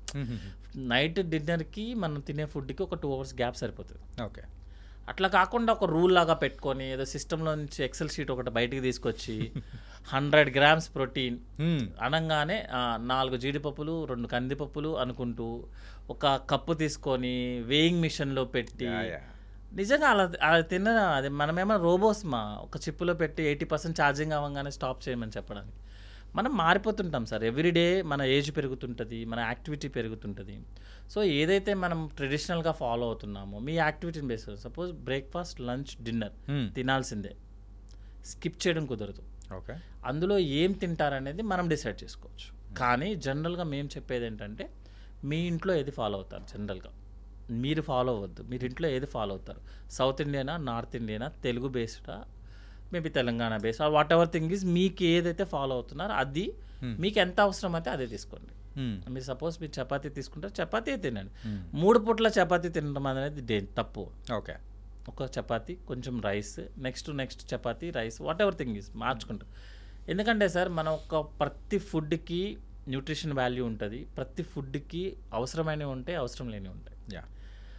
ఒక్క ఫుడ్ ఎవరైనా సరే ప్రపంచంలో ఒక ఫుడ్ చూపించి ఇది తింటే నువ్వు 100 years జబ్బు లేకుండా హ్యాపీగా బతుకుతామని చెప్తారా? ఎవరు చెప్పం కదా, ఎవరు చెప్పరు సార్. మరి అలాంటప్పుడు ఓన్లీ ప్రోటీన్ తింటా, ఓన్లీ కార్బ్ తింటా, ఓన్లీ ఆయిల్ తింటా, కోకోనట్ ఆయిల్ తాగుతా, ఓన్లీ ఆయిల్ మేమేమో ఆలివ్ ఆయిల్ లేనిది అసలు తినమని చెప్తారు ఒకళ్ళు. కరెక్ట్ అవ్వదు. బెస్ట్ ఆయిల్ అనేది ఏది ఉండదు సార్. ఎప్పుడు కూడా ఏంటంటే ఆయిల్స్ అనేది వీక్లీ మార్చుకుంటూ వెళ్తాం. ఎందుకంటే ప్రతి ఆయిల్లో గుడ్ ఉంటుంది, బ్యాడ్ ఉంటుంది. సో ఈ రోజు మనం గ్రౌండ్ నట్ తీసుకుంటాం, నెక్స్ట్ వీక్ ఆయిల్ తీసుకో, ఎక్కడికి వెళ్ళిపోం కదా. మనం అదంతా వదిలేసి ఏం చేస్తామంటే బాగా డీప్ ఫ్రై, ఊరికి ఎక్కువ థింక్ చేసుకోవడము, ఫాస్టింగ్ 16 hours ఫాస్టింగ్ ఉంటారు సార్. దాని పేరు very past name, intermediate fasting. Intermediate fasting sir, ఏంటి సార్ అది? Intermediate fasting sir. Actually diet అన్ని ఏంటి అంటే బ్యారియాట్రిక్ సర్జరీ చేసేటప్పుడు మేము ఒబీస్ సర్జరీ చేస్తాం కదా, ఒబీస్ సర్జరీలో ఒక రూల్ ఉంటుంది సార్. ఏంటి అంటే నేను ఇప్పుడు సపోజ్ ఒక 150 kgs ఉన్నాను సార్, నేను సర్జరీ చేస్తాను. సర్జరీ చేసిన తర్వాత ఏం చెయ్యను నేను. యాక్చువల్గా సర్జరీలో మీ స్టమక్ కెపాసిటీ 1 liter. ఓకే, అంటే మీరు 1 liter తినొచ్చు, అంటే 1 liter అంటే వాటర్లో కన్వర్ట్ చేస్తా. సో నేనేం చేస్తానంటే దాన్ని 100 mlకి మారుస్తాను. స్టమక్ని షేప్ మార్చేసి 100 mlకి, అంటే మీ కెపాసిటీని తగ్గిస్తాం. సో మీరు ఈ 100 mlలో హై షుగర్స్ తీసుకున్నా సేమ్ ఉంటారు మీరు. ఇప్పుడు సపోజ్ నేను 1 liter కెపాసిటీని 100 mlకి మార్చాను సార్. మీరు మంచిగా షుగర్కి మిల్క్ షేక్లు అవన్నీ తాగేశారు అనుకోండి, సేమే కదా, సేమ్ క్యాలరీస్ తీసుకున్నారు. నేను బ్యారియాట్రిక్ సర్జరీ ఫెయిల్. అందుకని ఏం చేస్తామంటే సర్జరీ చేసాక ముందు 6 months ట్రైనింగ్ ఉంటుంది అతనికి. అంటే అతను ఏం తీసుకోవాలి, ఏం తీసుకోకూడదు అనే తనకు ఒక ఐడియా రావాలి. తనగా ఒక 10% వెయిట్ లాస్ అవ్వాలి. ఓకే, అంటే తన విల్ పవర్ అనమాట. ఒబిసిటీ అనేది ఒక సైకాట్రీ ప్రాబ్లం యాక్చువల్గా. పాపం తనకేం సంబంధం లేదు, తనకు తినకపోతే ఆగలేడు యాక్చువల్గా. అందుకే నేను చేస్తాను, ఒబిసిటీ ఉన్న ప్రతి పేషెంట్ సైకాట్రీ కౌన్సిలింగ్కి వెళ్తాడు. ఫస్ట్ వెళ్ళి తనకి ఏదైనా వేరే ఇష్యూస్ ఉన్నాయి అన్నీ చెక్ చేసుకోవాలి. ఓకే, చెక్ చేసుకున్న తర్వాత ఒక 6 months తనకు ఒక ట్రైనింగ్ పీరియడ్ ఉంటుంది యాక్చువల్గా. అంటే మనం ఒక డైట్ ఇచ్చి ఇది నువ్వు ఫాలో అవ్వాలని చెప్పి ఒక యాక్టివిటీ ఇస్తాం. ఒక 30 minutes to 1 hour యాక్టివ్గా ఉండాలి. అంటే తనకి ఏంటంటే తన బాడీ మీద తన కంట్రోల్ వచ్చేస్తుంది. ఓకే, నేను ఇది తినొచ్చు, ఇది తినకూడదు. అతను ఓన్గా ఒక 10% kg వెయిట్ లాస్ అవ్వాలి, 10% వెయిట్ లాస్ అవ్వాలి. అంటే మోటివేట్ అవ్వాలి. అప్పుడు బ్యారియాట్రిక్ చేస్తాము. లేకపోతే బ్యారియాట్రిక్ నెక్స్ట్ రోజు మార్నింగ్ ఫెయిల్ అయిపోతుంది. మీరు చేసేసాను 100 ml, మీరు 1 liter తినకుండా హ్యాపీగా మిల్క్ షేక్లు తాగేశారనుకోండి, మిల్క్ షేక్లు షుగర్ సిరప్లు తాగేశారనుకోండి, గంటకి తినేశారనుకోండి సార్, గంటకి 100 ml చొప్పున తిన్నారనుకోండి, ఫెయిల్ కదా, సర్జరీ ఫెయిల్. దానికోసం క్రియేట్ చేసిన డైట్లు ఇవన్నీ యాక్చువల్గా. ఇంటర్మీడియట్ ఫాస్టింగ్ కానీ, కీటో డైట్లు కానీ, ప్రతి దాన్ని మనం జనరల్ పబ్లిక్కి వాడేస్తున్నాం. ఓకే, జనరల్ పబ్లిక్ ఏంటంటే ఎప్పుడైనా ఒక 6 monthsకో లేకపోతే ఏదైనా సర్జరీకి వెళ్ళడానికి ముందు కొంచెం వెయిట్ లాస్ అయితే రిజల్ట్స్ బాగున్నాయి అనుకోండి, that is okay. Life long ఈ సేమ్ డైట్లు యూస్ చేయడం కుదరదు సార్. ఇట్స్ వెరీ డేంజర్ యాక్చువల్గా.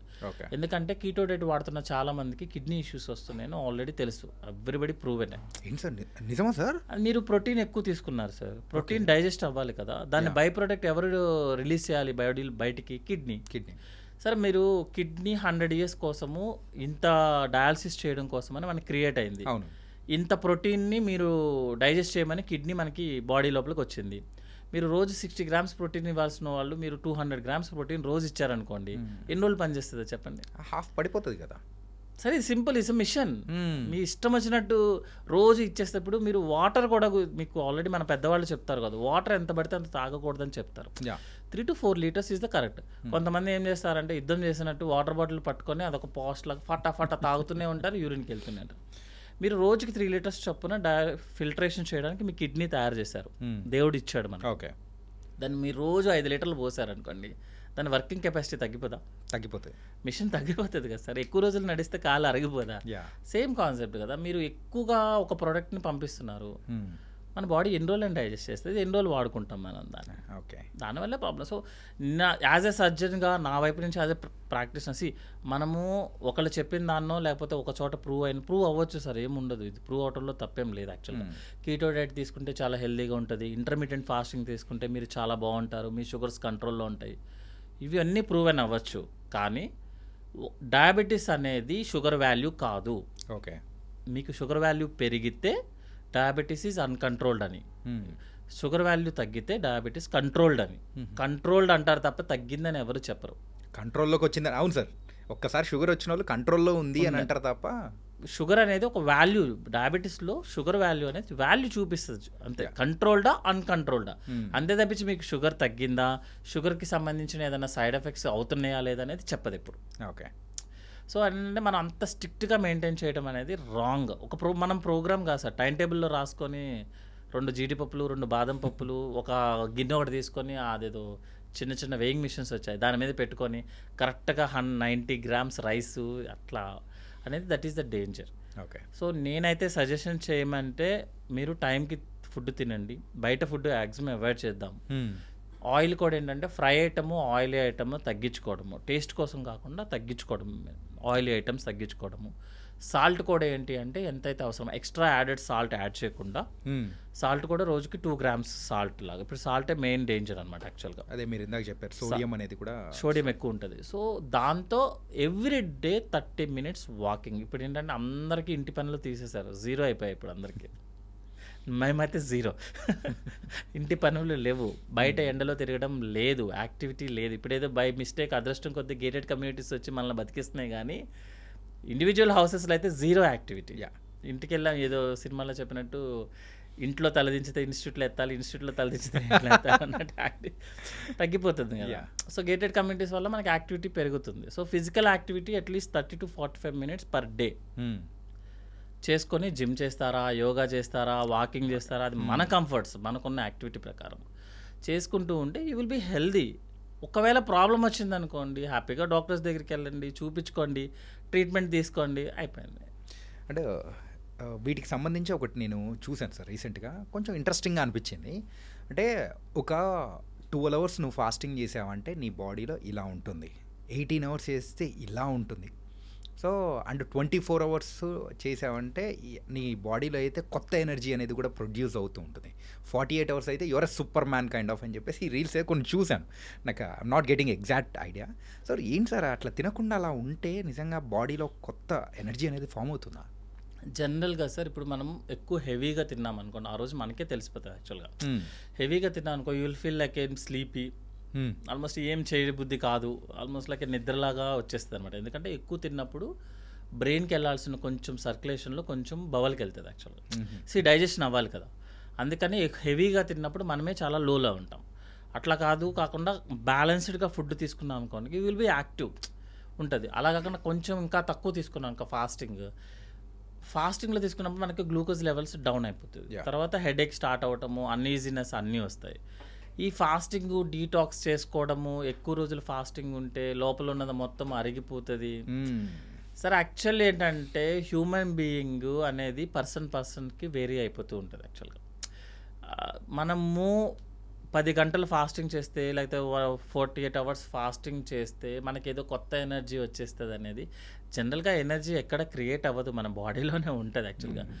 ఇంకోటి ఏంటంటే ఏదన్నా అప్పుడప్పుడు ఒక్కొక్కసారైనా జస్ట్ నార్మల్ ఏదో మనం కూడా ఫాస్టింగ్ ఉండి కంట్రోల్ చేసుకోగలం అన్న ఫీలింగ్తో తప్ప ఫాస్టింగ్ వల్ల ఒక పేషెంట్ హెల్దీగా ఉంటాడనేది నో.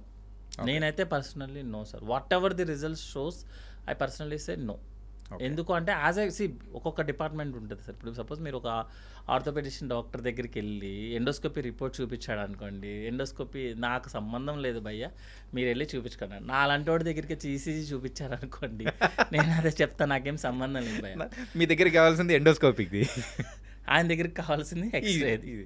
సో ఇప్పుడు ఎవరి డిపార్ట్మెంట్ ప్రకారం చూసుకున్నా లేదా యాజ్ ఎ సర్జన్గా పర్స్పెక్టివ్లో చూసి మనం చెప్పేది ఏదైనా ఉంటుంది, పర్స్పెక్టివ్లో ఉంటుంది.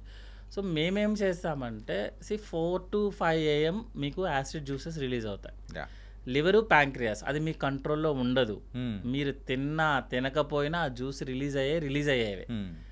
మీరు ఫుడ్ తినలేదనుకోండి సార్, జ్యూసెస్ ఏమవుతాయి, అవేమి మోషన్లో ఏమి రావు డైరెక్ట్గా, దానికి డైజెషన్ అవ్వాల్సిందే. సో అవి అక్కడే ఉండి మనకి లోపల ఏదైతే లేయర్స్ ఉన్నాయో వాటి మీద పడతాయి డైజెషన్స్ అన్నమాట. ఓకే. సో ఫాస్టింగ్ చేయటం అనేది, ఫాస్టింగ్ చేస్తే ఏదో గ్లో వచ్చేస్తుంది, ఏదో అయిపోతుంది అనేది ఎలా ఉంటుందంటే, maybe my personal feeling is like మంచి వాళ్ళకి దేవుడు కనిపిస్తాడు అన్నట్టే ఉంటుంది. ఇంకా దాని అర్థం అయిపోయింది, ఫోటో పెట్టేయడం, దండ పెట్టేయడం. అదన్నీ ఏంటంటే ఈజ్ పర్సనల్ సార్ అంతే. యాక్చువల్గా ఏంటంటే మనము వీటిని మనం ప్రూవ్ చేయలేము యాక్చువల్గా. ఎందుకంటే ప్రూవ్ చేయాలంటే ఒక 100 మెంబర్స్ని తీసుకోవాలి. 100 మెంబర్స్లో ఏజ్ డిఫరెన్స్ ఉంటుంది, వెయిట్ డిఫరెన్స్ ఉంటాయి, ఫ్యామిలీ బ్యాక్గ్రౌండ్ డిఫరెన్స్ ఉంటుంది, వాళ్ళు తినే ఫుడ్, ఎన్విరాన్మెంట్స్ అన్నీ డిఫరెన్స్ ఉంటాయి సార్. బట్ ఏంటంటే అది జనరల్ ఒపీనియన్ ప్రకారం నేనైతే యాజ్ ఎ గ్యాస్ట్రో పర్సన్ అయితే వీఆర్ ఫాస్టింగ్ మాత్రం we are against for that. Okay. కానీ ఎంత తీసుకోవాలనేది మీరు డిసైడ్ చేసుకోండి. Suppose if you are more active తీసుకోండి హ్యాపీగా. లేదు మీరు ఈరోజు కొంచెం ఏమీ అంత యాక్టివిటీ లేనప్పుడు కొంచెం తగ్గించుకొని తినండి, కానీ బ్రేక్ఫాస్ట్ మాత్రం స్కిప్ చేయొద్దు. ఓకే. స్పెసిఫికల్గా ఎందుకు బ్రేక్ఫాస్ట్ చేస్తున్నానంటే, మీరు నైట్ డిన్నర్ నుంచి మార్నింగ్ బ్రేక్ఫాస్ట్కి 12 hours పడుతుంది యాక్చువల్గా ఆన్ అన్ యావరేజ్. మీరు దాన్ని మళ్ళీ స్కిప్ చేసి 11కో 12కో తీసుకెళ్ళారనుకోండి, అది 18 hours వెళ్ళిపోతుంది. ఈ జ్యూసెస్ అన్నీ రిలీజ్ అయ్యాయి తెల్లవారుజామున 4 o'clock, 4 to 5 జ్యూసెస్ అన్నీ రిలీజ్ అవుతాయి. అందుకే మన విలేజ్ అంతా అవేక్ అయ్యేదే 4 to 5. సో జ్యూసెస్ రిలీజ్ అయ్యే టైం యాక్చువల్గా మనం బబల్ మూమెంట్స్ వచ్చాయి కానీ, జ్యూసెస్ కానీ, highest amount of urine production కానీ మొత్తం మార్నింగే సార్. ఓకే. జనరల్గా అందరూ మన బాత్రూంలో ఎక్కువగా మీరు యూరిన్ ఏ టైంలో పాస్ చేస్తారన్నా, ఏ టైంలో మోషన్ అంతా ఆ టైమే. అది ఆ టైంలో ఫుడ్ లేకుండా స్కిప్ చేసి దాన్ని 1 o'clock తీసుకొని వెళ్ళి లంచ్ చేసి, షార్ట్ టర్మ్గా నేను వెయిట్ లాస్ అయ్యాను, షార్ట్ టర్మ్గా నేను చూసావా ఎంత స్లిమ్గా ఉన్నాను, ఓకే ఈరోజు okay, 1 month okay, 2 months okay, 3 months, life long చేస్తామా? ఆ తర్వాత ఉంటుంది సినిమా. మన బాడీ ఎప్పుడు రిజర్వ్స్ ఉంటుంది సార్. ఇప్పుడు మనకి లివర్ అనుకున్నాండి, బై మిస్టేక్ దేవుడు 80% పాడు చేసుకున్న 20%తో మనం హ్యాపీగా లైఫ్ లాంగ్ బతకడానికి ఇస్తాడు యాక్చువల్గా. 80% వచ్చేదాకా మనకి ఏ ప్రాబ్లం రాదు, 80% పాడైపోయేదాకా. ఆ 20% తర్వాతే మనకి ప్రాబ్లం స్టార్ట్ అవుతుంది. సో మీరు 1-2 years చేస్తే వీఆర్ హ్యాపీ, ఓకే మనం బాగానే ఉంటాం. 3rd year ప్రాబ్లం స్టార్ట్ అవుతుంది. ఈ ఎఫెక్ట్స్ అన్నీ 3rd year స్టార్ట్ అవుతుంది. ఓకే. దాని బదులు మీరు కావాల్సిందే తినండి, ఏమవుతుంది, తిన్నంత వరకు తినండి. అంటే మన ఏజ్ని బట్టి మనం ఉండాలి యాక్చువల్గా. మన ఏజ్ని బట్టి, మన ఫ్యామిలీ హిస్టరీని బట్టి, మన యొక్క యాక్టివిటీని బట్టి, మన జాబ్ని బట్టి మనం ఉండాల్సి వస్తుంది. అది మనకి లైఫ్ లాంగ్. ఎందుకంటే మనం ఇప్పుడు లైఫ్ ఎక్స్పెక్టెన్సీ 80 years సార్. హ్యాపీగా 8 years ఉండాలి కదా. కావాలంటే ఏదైనా రిస్ట్రిక్షన్ చేసుకునేటప్పుడు 60-65 తర్వాత చేద్దాం, ఇప్పుడు తొందర ఎందుకు, ఉన్నదాన్ని అనుభవించండి అంటారు. అనుభవించాలంటే అగ్రెసివ్గా చేయొద్దు, లోగా చేయొద్దు, ఏదో బ్యాలెన్స్డ్గా చేయండి. ఇప్పుడు what is your good food అని ఎవరన్నా అడిగితే it's a balanced food. Okay. Water ఉండాలి, ఫైబర్ ఉండాలి, కార్బ్స్ ఉండాలి, ప్రోటీన్ ఉండాలి, అన్నీ ఉండాలి, యాక్టివిటీ ఉండాలి, నిద్ర ఉండాలి 8 hours. That is the balanced complete man or women, whatever thing is. అంతేగాని ఒక్క దాని మీద పడిపోవడం అనేది రాంగ్ సార్ యాక్చువల్గా. అది ఏదన్నా కొంచెం టైంకి ఓకే, ఇప్పుడు ఆల్రెడీ అందరూ చేస్తున్నారు కాబట్టి నేనేమి మొత్తం అందరినీ మానేయండి ఇది చేయండి అని మనం చెప్పడం కూడా చేయలేం కాబట్టి బ్యాలెన్స్డ్గా చేసుకోండి యాక్చువల్గా. ఓకే. అన్నీ తీసుకోండి, టైంకి తీసుకొని, యాక్టివిటీ ఇంపార్టెంట్ ఓకే చేస్తే సరిపోతుంది సార్. సార్ ఇందాక బ్రేక్ఫాస్ట్ అనేది ఇట్స్ వెరీ ఇంపార్టెంట్ అని చెప్పేసి చెప్పారు కదా. రీసెంట్ టైమ్స్లో ఆ వెస్ట్రన్ కల్చర్ కేవలం డ్రెస్సెస్ విషయంలోనే కాకుండా ఫుడ్ విషయంలో కూడా మనం వెస్ట్రన్ కల్చర్ ఆ బ్రేక్ఫాస్ట్ కానీ ఆ ఫుడ్ కల్చర్లో కూడా మారిపోతున్నాం. ఇది as a Indian climatic conditions ప్రకారం యాజ్ ఏ ఇండియన్స్గా మనకి ఎంతవరకు గుడ్ అంటారు అది? సార్ వెస్ట్రన్ కల్చర్ని ఫాలో అవుతున్నప్పుడు వెస్ట్రన్ వర్కింగ్ కల్చర్ని కూడా ఫాలో అవ్వాలి. ఓకే. మనం ఫాలో అవుతామా? నో.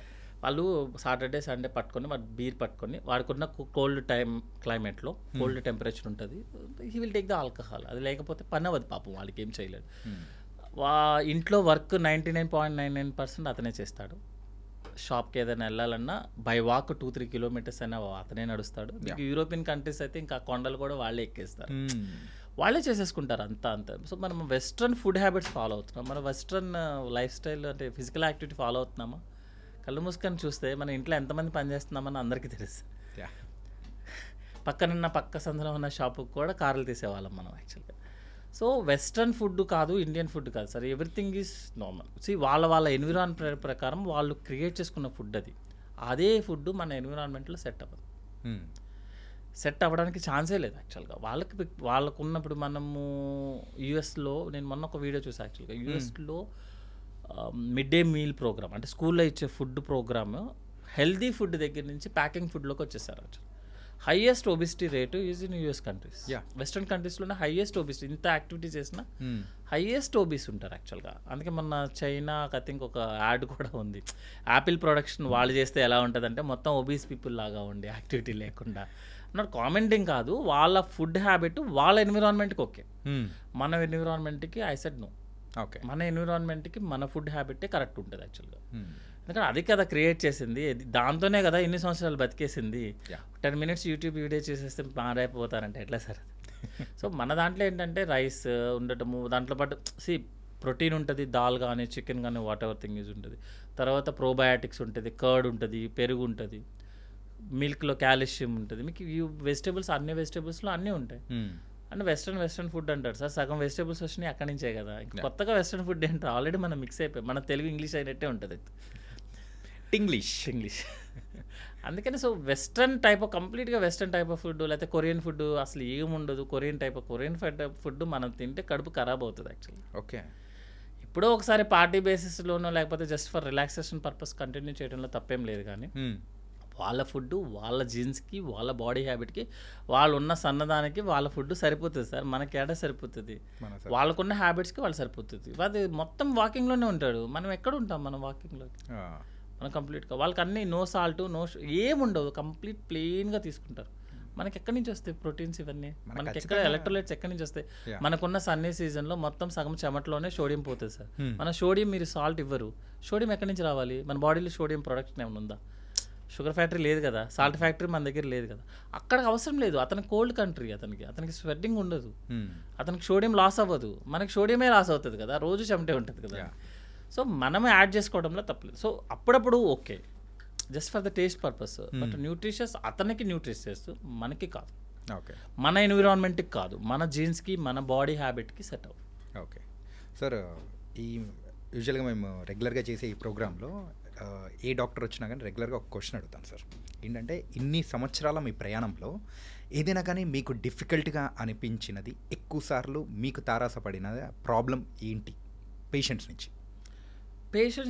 ఇప్పుడు లేటెస్ట్గా ఏమవుతుందంటే అండి, ఇప్పుడు సపోజ్ ఒక పేషెంట్ ఏదైనా సర్జరీ కోసం వచ్చారనుకోండి. ఓకే, సర్జరీ కోసం వచ్చినప్పుడు తనకి మనం చెప్తామన్నమాట, సపోజ్ గాల్ బ్లాడర్ సర్జరీ ఉంది, మనము ఇలా లాప్రోస్కోపీ చేస్తాము, లాప్రోస్కోపీలో స్టోన్స్తో పాటు గాల్ బ్లాడర్ అన్నీ రిమూవ్ చేస్తాము, సర్జరీ అయిపోయిన తర్వాత అవసరమైతే చూపు పెడతాము, అన్నీ ఎవ్రీథింగ్ విల్ ఎక్స్ప్లెయిన్ ఇట్. అలాగని చెప్పి మొత్తం 1 to 10 చెప్తే ఎవరు చేయించుకోరు. గాల్ బ్లాడర్ సర్జరీ చేస్తే వాళ్ళు కొంచెం ఎసిడిటీ ప్రాబ్లం వస్తుందనో, లేకపోతే లోపల ఏదైనా ఇంజురీ అయ్యే ఛాన్సెస్ ఉంటుందనో, లేకపోతే ఒక్కొక్కసారి ఎండోస్కోపీ స్టెంటింగ్ వేయాలనో, ఎవ్రీథింగ్ ప్రతి పేషెంట్కి అన్ని కాంప్లికేషన్స్ ఎక్స్ప్లెయిన్ చేయడం కుదరదు. ఓకే, సో ఇప్పుడు మేమేం చేసే ప్రాబ్లం ఎక్కడ వస్తుంది, ప్రాబ్లం పేషెంట్స్ నుంచి మనం చేస్తుంది ఏంటంటే, సర్జరీ ముందు మీకు చెప్పలేదుగా, సర్జరీ ముందు మీరు చెప్పలేదు కదా అని ఒకటే క్వశ్చన్ అనమాట. అదే క్వశ్చన్ మీద మనం సర్జన్ని స్ట్రెస్ చేస్తున్నాము. అంటే మీరు చెప్పలేదు. నెక్స్ట్ ఏమవుతుంది అంటే, ఇప్పుడు ఏదన్నా ఇష్యూ అయిందనుకో, చిన్నది సర్జరీ అనేది బిగ్ వన్ అండి. మనం కట్ చేయడం లోపలికి వెళ్ళి, ఎనాటమీ అనేది గాడ్ అండి యాక్చువల్గా. సర్జరీలో ఎవరు డిక్టేట్ చేస్తారు surgeon best or worst surgeon అంటే, లోపల ఉన్న ఎనాటమీ అంటే లోపల స్ట్రక్చర్ ఎలా ఉంది. స్ట్రక్చర్ చాలా సింపుల్గా ఉందనుకోండి, చిన్న సర్జన్ కూడా తోపు సర్జనే. సర్జరీ లోపల కనుక బాగా ప్రాబ్లం ఉంది, అతుక్కుపోయి ఉందనుకోండి, అవి స్కాన్స్లో తెలియదు. ఇంకొకటి కూడా ఏంటంటే, ఇంతకుముందు మీకు స్కాన్ చేయించాం కదా, సిటీ చేయించాం కదా, ఎంఆర్ఐ చేయించాను కదా, ఆ స్కాన్లో తెలియలేదా అని అడుగుతాడు. మీరు కళ్ళతో చూసింది వేరు కదా, డైరెక్ట్గా నేను లోపలికి వెళ్ళి కళ్ళు పెట్టి చూసింది వేరు. ఆల్మోస్ట్ స్కాన్ ఇవన్నీ ఏం చెప్తాయి అంటే, జస్ట్ ఈ ప్రాబ్లం ఉంది, స్టోన్స్ ఉన్నవి, గాల్ బ్లాడర్ ఇలా వాసున్నదా లేదా, గాల్ బ్లాడర్ పక్కన ఇంటెస్టైన్ ఉందా, అది ఎంత అతుక్కున్నది, ఇవన్నీ మనకి చెప్పదు స్కాన్ అన్నీ చెప్తే ఇంకా సర్జరీ ఎందుకండి. కరెక్ట్. లోపలికి వెళ్ళిన తర్వాత సపోజ్ కొన్నిసార్లు ఏమవుతుంది అంటే, మారుతుంది షేప్, మారుతాం కానీ మన ప్లాన్ కానీ మారిపోతుంది. ఫైనల్లీ ఎవరు సర్జన్ అయినా కూడా ఏం చేస్తామంటే, పేషెంట్కి ఈరోజు సర్జరీ చేస్తే రేపు వెళ్ళిపోవాలి, ఇదే మోటోలో ఉంటాడు సర్జన్. అంతే కదా, పని అయిపోయింది, పేషెంట్ వెళ్ళిపోయాడు అనుకోండి, we are also happy, patient is also happy. But ఇప్పుడు ఏమవుతుందంటే, కొంచెం అంత అవేర్నెస్ ఎక్కువ అయిపోతున్న వల్ల, అవేర్నెస్ ఉండడం కరెక్ట్ యాక్చువల్గా, ఓకే, ఎక్కువ అయిపోవడము, సస్పిషియస్ అయిపోవడం వల్ల ఏదైనా జరిగినా మీరు సర్జరీ ముందు చెప్పలేదు కదా సార్, ఓకే, స్కాన్లో తెలియలేదా సార్, లోపలికి వెళ్ళి. సెకండ్ వర్డ్ ఏంటంటే, మనము ఇది కాకుండా ఇది చేసామన్నాం అనుకోండి, అంటే సర్జరీ ఫెయిలా సార్, అంటే వాళ్ళకి ఒకటి తెలియకపోవటము, ఒకటి ఎక్కువ తెలిసిపోవడము, అవేర్నెస్ మరీ ఎక్కువైపోవటం, సస్పిషియస్ని ఎక్కువైపోవటం. అది హ్యూమన్ బీయింగ్స్ మారిపోయాం మనం కూడా ఈ మధ్య. సో జనరల్గా సార్ సజ్జనే కాదు సరే, కుక్ అయినా అనుకోండి, మనం హోటల్కి వెళ్ళే కుక్ అయినా సరే మనకి మంచిగా పెడదామని ట్రై చేస్తాడు అతను కూడా. అంతే కదా, ఎవరైనా అంతే. ఇప్పుడు డ్రైవర్ ఉన్నాడు సార్, డ్రైవర్ ఏమో మనకి వెళ్ళి గుద్దేద్దామని ట్రై చేస్తాడా ఏంటి సార్? లేదు కదా, మ్యాక్సిమం ట్రై చేస్తాడు తను కూడా. యాక్చువల్గా మంచిగా చేద్దామనే చేస్తారు. సో ఎప్పుడైనా మనం ఒకటి చేసినప్పుడు ఓకే, డ్రైవర్నైనా కుక్నైనా మనం నమ్మాలి. యాక్చువల్గా నమ్మితే మనకు ఒకేసారి అవునా సార్ ప్రాబ్లం అయిందా, వాట్ ఈజ్ నెక్స్ట్, ఏం చేద్దాం సార్, మనకి ఫ్రీ హ్యాండ్ ఇస్తే డాక్టర్ కనుక he will do the miracles. Next step ఎప్పుడు కూడా ఒక ప్రాబ్లం వస్తే సెకండ్కి బ్యాకప్ ఉంటుంది సార్. ఎప్పుడు మనకి దేవుడిచ్చిన వరం అనుకోండి, మన పూర్వీకులు వాటెవర్ నా సీనియర్స్ సూపర్ సీనియర్స్ వాళ్ళు ఇచ్చిన ప్లాన్ అనుకోండి, ఏదైనా సరే ఒక చిన్న ప్రాబ్లం వస్తే దానికి బ్యాకప్ ఉంటుంది. ఇప్పుడు ఓకే ఓకే చాలా సింపుల్ బ్యాకప్స్ ఉంటాయి. సపోజ్ ఒక పేషెంట్కి ఇది ప్రాబ్లం అయింది అనుకోండి, సరే ఏం చేద్దాం, నెక్స్ట్ క్వశ్చన్, నెక్స్ట్ ఏం చేద్దాం, ఇది చేద్దామా, ఓకే డన్. అప్పుడు అనుకోండి మనకి ఫాస్ట్గా రికవరీ వచ్చేస్తారు. ఇట్లా కాకుండా మీరు ప్రెజర్ పెట్టి, బ్యాంక్ ఎంప్లాయీని ప్రెజర్ పెట్టి అమ్మా నాకు ఇవ్వు అన్నాడు అనుకోండి, ఒక నోటు తక్కువ అవ్వచ్చు, ఒక నోటు ఎక్కువ అవ్వచ్చు. రైట్. సో అంటే లేటెస్ట్గా అది మీరు అంటే ప్రాబ్లమ్స్ ఏం ఫేస్ చేస్తున్నారు అంటే కౌన్సిలింగ్ పార్ట్ కొంచెం ప్రాబ్లం అవుతుంది యాక్చువల్గా అనమాట. బట్ ఏంటంటే ఇప్పుడున్న సిచ్యువేషన్ ప్రకారం మనిషికి కొంచెం ఆగే ఇష్యూస్ ఉన్నాయి కాబట్టి మనం మళ్ళీ కొంచెం ఇంకొక గంట ఎక్కువ ఎక్స్ప్లెయిన్ చేసి, ఇంకా ఎవరైతే అవేర్నెస్ ఉన్న వాళ్ళో వాళ్ళని పిలిపించి 4-5 డయాగ్రామ్లు, డాక్టర్కి డయాగ్రామ్ గీయడం రాకపోయినా మంచిగా డయాగ్రామ్లు గీసి ఎక్స్ప్లెయిన్ చేసి చేస్తున్నాం. ఒక్క టైంలో 15-20 years బ్యాక్ లేదు, 15-25% కొంచెం ఫ్రీడమ్ అట్లా ఉండేది. సో ఎంతైనా మన పేషెంట్కి మంచిగా చేస్తేనే కదా అతను వెళ్ళిపోతాడు, లేకపోతే నెక్స్ట్ రోజు మార్నింగ్ నుంచి ఆ హెడేక్ ఎవరు పడతారండి. సో కౌన్సిలింగ్ పార్ట్ అనేది కొంచెం డిఫికల్ట్ అవుతుంది ఈ మధ్య. ఓకే సార్, జెంట్స్లో లేడీస్లో ఈ గ్యాస్ట్రిక్ ఇష్యూస్ అనేది కూడా సో డిఫరెన్స్ ఏమన్నా ఉంటుందా? ఎందుకంటే యూజువల్గా బయట చూస్తూ ఉంటే అబ్బాయిల్లోనే ఎక్కువగా ఈ గ్యాస్ట్రిక్ ఇష్యూస్ అనేది కూడా ఎక్కువ గమనిస్తూ ఉన్నాం. ఎందుకు ఇలాగా? జనరల్గా సార్ లేడీయే, మెయిలే. తనకున్న ప్రాబ్లం మనకి రావు, మనకున్న ప్రాబ్లం తనకి రావు, అంతే కదా. కొన్ని ప్రాబ్లమ్స్ చెప్పుకోలేని ప్రాబ్లమ్స్ కొన్ని మనం కరెక్ట్గా చెప్పాలంటే వాళ్ళే మనమే. ఇంకోటి ఏంటంటే జనరల్గా జెంట్స్ అనేది కొంచెము అంటే ఇప్పుడు ఓకే, కానీ పర్సంటేజ్ ప్రకారం చూసుకుంటే జెంట్స్ అనేది బయట తినడం అనేది ఎక్కువ. ఓకే. జెంట్స్ అనేది ఎకనామిక్స్ హైయెస్ట్ ప్రాబ్లమ్స్ ఎక్కడ వస్తుంది, హైయెస్ట్ స్ట్రెస్ కానీ థింకింగ్ కానీ ఎక్కడ వస్తుంది అంటే ఫైనాన్షియల్ ఇష్యూస్. ఇప్పుడు లేడీస్ అందరూ కౌంటర్ పార్ట్ చేస్తున్నారు, 50-20% మనకి హెల్ప్ చేస్తున్నారు, అంతా ఉంది. బట్ యాజ్ ఏ పర్సంటేజ్ ప్రకారం చూసుకుంటే ఇప్పటికీ కూడా జెంట్సే కొంచెం ఫైనాన్షియల్ లీడింగ్లో ఎక్కువ ఉంటుంది.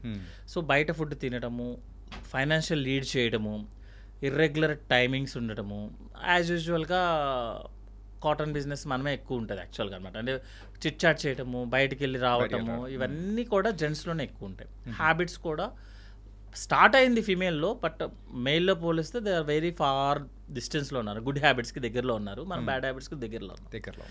సో దానివల్ల జెంట్స్లో ఎక్కువ ప్రాబ్లం. నెక్స్ట్ ఇంకోటి ఏంటంటే మనకి బాడీలో హార్మోన్స్ అనేది వాళ్ళ హార్మోన్స్, మనకి టెస్టోస్టెరాన్, వాళ్ళకి ఈస్ట్రోజన్, ప్రొజెస్టెరాన్, అవి కొంచెం స్లోగా ఉంచుతాయి అనమాట యాక్చువల్గా. ఎందుకంటే they are meant for female body కాబట్టి మళ్ళీ birth, delivery, they will face lot of things యాక్చువల్గా. సో వాళ్ళకి అటు సైడ్ ప్రొటెక్షన్ మెకానిజం ఉంటుంది. మనకేంటంటే టెస్టోస్టెరాన్, ఎడ్రినల్ లెవెల్, కోపము, స్ట్రెస్, యాంగ్జైటీ, వీటన్నిటి వల్ల మెయిల్స్కి ఎసిడిటీ ప్రాబ్లమ్స్ ఎక్కువ.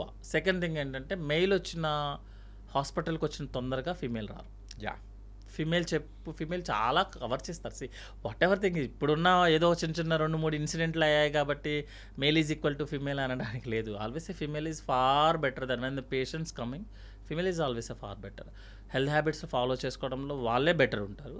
సో మీరు ఆ క్వశ్చన్ ఏంటంటే మెయిల్స్లోనే ఎక్కువ ఎందుకు వస్తాయి అంటే రావడం కూడా వాళ్ళే ఎక్కువ ఉంటారు కాబట్టి ఇన్ జనరల్గా ఫీమేల్ కొంచెం. ఇంకోటి హ్యాబిట్స్ అన్ని మెయిల్ ఈజ్ వెరీ కొంచెం డిఫరెంట్ ఉంటాయి యాక్చువల్లీ. స్ట్రెస్ లెవెల్స్ కానీ, వర్కింగ్ టైమ్స్ కానీ, అంటే వెన్ కంపేర్ టు అన్నట్టు పర్సంటేజ్ డిఫరెన్స్. 100 ఫీమేల్స్ ఉంటే 20% కదా వర్కింగ్, 80% ఇంకా హౌస్లో ఎక్కువ వర్కింగ్ అనుకోండి. లేకపోతే నన్ను ఫీమేల్స్ అలా అందుకే కామెంట్ సెక్షన్లో వేసేసుకుంటారు. అమ్మమ్మ లేదు, always a female is always a far better than anyone in India. అంటే వాళ్ళే ఎక్కువ చేస్తారు సార్, మనం చేసేది ఏం లేదు యాక్చువల్గా అనమాట. మనది ఓన్లీ మనీ మేనేజ్మెంట్ ఉంటుంది కాబట్టి వాళ్ళే ఎక్కువ ఉంటుంది. బట్ వాళ్ళు 20% ఉంది, 80% ఇంకా ఉన్నారు కాబట్టి ఎస్డిటి ప్రాబ్లమ్స్ ఇవన్నీ కూడా మేల్స్లోనే ఎక్కువ వస్తుంది యాక్చువల్గా. And the final question sir, జనరల్గా గ్యాస్ట్రోఎంట్రాలజిస్ట్ అనేటప్పుడు మీ దగ్గరికి వచ్చే అంటే పేషెంట్స్లో కానీ ఎవరైనా చాలామంది అడిగే క్వశ్చన్ ఏంటంటే, సార్ గ్యాస్ట్రిక్ వల్ల హార్ట్ అటాక్స్ వస్తుంటాయా సార్, అది హార్ట్ అటాక్ నిజంగా వచ్చేస్తూ ఉంటాయా అని చెప్పేసి అడుగుతూ ఉంటారు కదా సార్, ఇది ఎంతవరకు నిజం సార్? జనరల్గా స్టమక్ అను మన ఫుడ్ పైపు సేమ్ ప్లేస్ అండి, sorry heart food pipe same place. So చెస్ట్లో కనుక హార్ట్ బర్న్ అనిపిస్తే మనం హార్ట్ అటాక్ ఏమోనని డౌట్ పడతాం యాక్చువల్గా, తప్ప దానికి దీనికి సంబంధం లేదు. గ్యాస్ట్రిక్ ఇష్యూ ఇచ్చిన వాళ్ళు హార్ట్ అటాక్ అని కన్ఫ్యూజ్ అవుతారు తప్ప హార్ట్ అటాక్ వచ్చిన గ్యాస్ట్రిక్ వచ్చిన వాళ్ళకి హార్ట్ అటాక్ రావడం జరగదు యాక్చువల్గా. ఎందుకంటే రెండు సపరేట్ డిపార్ట్మెంట్ సార్ అది. హార్ట్ అటాక్ ఎప్పుడు వస్తుంది, మీరు హార్ట్లో వెజల్స్ బ్లాక్ అయితే వస్తుంది, దానికి అనేది స్టమక్కి సంబంధం లేదు. కానీ కన్ఫ్యూజ్ అవుతాం యాక్చువల్గా. ఈవెన్ మనం హాస్పిటల్స్కి వచ్చినా కూడా ఈవెన్ డాక్టర్స్ కూడా కొంచెం కన్ఫ్యూజ్ అవుతారు యాక్చువల్గా. ఎందుకు అంటే రెండు సేమ్ కదా, సేమ్ ప్లేస్లో ఉంటుంది, మీరు చెస్ట్లోనే ఉంటాయి రెండు మెయిన్ పార్ట్లంతా. సో కొంచెం హెవీనెస్గా ఉండటము, బర్నింగ్ ఉండటము రెండింటికి సేమ్ ఉంటుంది. కాకపోతే ఈ హార్ట్లో ఎలా వస్తుంది అంటే 1-2 minutesలోనే ప్రాబ్లం వస్తుంది. గుండె దడగా అనిపించడము, చేయి లాగేయటము, బరువుగా అనిపించడము హార్ట్ వాళ్ళకు ఉంటుంది. మన గ్యాస్ట్రిక్ వాళ్ళకి ఏంటంటే మొన్నో ఏదో మంచిగా ఫుడ్ తిన్నోడు అయి ఉంటాడు గ్యారంటీగా. తర్వాత ఏంటంటే పొట్ట అంతా బెలూన్ లాగా టైట్గా అనిపిస్తుంది సార్, బర్నింగ్ అనిపిస్తుంది, తేన్పుల్లాగా అనిపిస్తుంది. తేన్పులు కూడా పున్ని తేన్పుల్లాగా అనిపిస్తాయి. ఏమన్నా అది తేన్పు చేస్తే నేను హ్యాపీగా ఫీల్ అవుతాను. ఇంకోటి ఏంటంటే ఇదంతా ఆల్మోస్ట్ 1-2 hours నుంచి ఉంది, ఇట్లా చెప్పేవాళ్ళు ఎస్డిటి వాళ్ళు. ఓకే, బట్ రెండు సేమ్ ప్లేస్లో ఉంటాయి కాబట్టి ఆల్వేస్ కన్ఫ్యూజన్ ఉంటుంది. అందుకే మనం తెల్లవారుజామున పేషెంట్ ఎవరైనా 4 o'clock, జనరల్గా హార్ట్ ఇవన్నీ కూడా మనకి 4-3 ఆ టైంలో ఉంటుంది యాక్చువల్గా. హార్ట్ అటాక్స్ కానీ ఇదంతా జనరల్గా ఆ టైం అని చెప్తారు యాక్చువల్గా. అది ఎందుకు అనేది గ్యాస్ట్రో సర్జన్ బట్ జనరల్గా 4 to 5 మేము క్యాజువాలిటీస్లో వర్క్ చేసే టైంలో 4 to 5 ఎవరైనా పేషెంట్ వస్తే కంపల్సరీగా ఈసీజీ చేసేవాళ్ళు. ఈసీజీ చేసేవాళ్ళము. హార్ట్ అటాక్ వచ్చినప్పుడు మాత్రమే మీకు ఈసీజీలో చేంజెస్ వస్తాయి. లేకపోతే ఆల్రెడీ ఇతనికి రీసెంట్గా హార్ట్ అటాక్ వచ్చిందని మనకి ఈసీజీలో చెప్తుంది. ఎందుకు ఇంత స్పెసిఫిక్గా చెప్తున్నానంటే నాకు తెలిసిన ఒకళ్ళే ఉన్నారు, హాస్పిటల్కి వెళ్ళారు, ఎస్జిటి ప్రాబ్లము అన్నారు, ఈసీజీ 2Dకు అన్నీ అయిపోయాయి, ఏం లేదు తగ్గిపోయింది, వెళ్ళమని చెప్పారు. యాక్చువల్గా ఇది పేషెంట్ అవేర్నెస్ టైప్ అనమాట. ఓకే, వెళ్ళమని చెప్పారు. వెళ్ళి ఏదైనా ఇబ్బంది అయితే మళ్ళీ 6 hours కల్లా వచ్చేసండి అని చెప్పారనమాట. తనకి మళ్ళీ 6 hours తర్వాత నాకు కాల్ అనమాట, అన్న నాకు తగ్గలేదు, ప్రాబ్లం అవుతుందంటే ఇమీడియట్ హాస్పిటల్ అది వెళ్ళిపోమంట. ఇమీడియట్ హాస్పిటల్కి వెళ్ళినప్పుడు ఈసీజీ చేస్తే డౌట్ వచ్చింది, ఓకే, యాంజియో చేస్తే బ్లాక్ ఉందని వచ్చింది. మీకు 6 hours బ్యాక్ మీరు హాస్పిటల్కి వెళ్ళారు కదా, సో అయినా అప్పుడు నార్మల్ కదా, ఎట్లా వచ్చేస్తుంది అని క్వశ్చన్ అడగచ్చు. ప్రతి ఇన్వెస్టిగేషన్స్కి ఒక లిమిటేషన్స్ ఉంటాయి సార్. ఎందుకంటే ఒక ఈసీజీ చేయినా ECG on the time of attack వస్తేనే తెలుస్తుంది. ఓకే, ట్రోపోనిన్ చేస్తాం యాక్చువల్గా. ట్రోపోనిన్ కూడా ఆ టైంలో అటాక్ వచ్చినప్పుడు మాత్రమే ఆ కొంచెం టైంలోనే రైజ్ అవుతుంది, కొంతమంది కొంచెం లేట్గా రైజ్ అవుతుంది, 2D ఎక్కువ ఉంటుంది. మీకు స్ట్రక్చరల్ ప్రాబ్లం ఉంటేనే తెలుస్తుంది అనమాట. సో ఈ హార్ట్ అటాక్ గ్యాస్ ప్రాబ్లం అని మనకి కన్ఫ్యూజన్ ఉన్నా, డాక్టర్కి కన్ఫ్యూజన్ ఉన్నా, నా ఉద్దేశం ప్రకారం ఏంటంటే వెయిట్ చేయండి, హాస్పిటల్లోనే వెయిట్ చేయండి. బికాజ్ దానికన్నా బెస్ట్ ప్లేస్ లేదు మనం సర్వే అవ్వడానికి. మీరు ఏ గుడికి వెళ్ళా సర్వే అవ్వరు కదా. సో ఏంటంటే ఏదన్నా డౌట్ అనిపించినప్పుడు రెండు కన్ఫ్యూజన్ ఉంటుంది సార్ ఎప్పుడు కూడా. Even doctors also got confusion అనమాట. ఎందుకంటే ప్రతి ఇన్వెస్టిగేషన్స్కి లిమిటేషన్స్ ఉన్నాయి. అంతేగాని ఇది చేయగానే ఓకే కన్ఫర్మ్ అని లేదు. ఈసీజీ నార్మల్ అంటే నార్మల్ కాదు, ఈసీజీ అబ్నార్మల్ అంటే అబ్నార్మల్, దానికి ఆ మీనింగ్ డిఫరెంట్ ఉంటుంది యాక్చువల్లీ.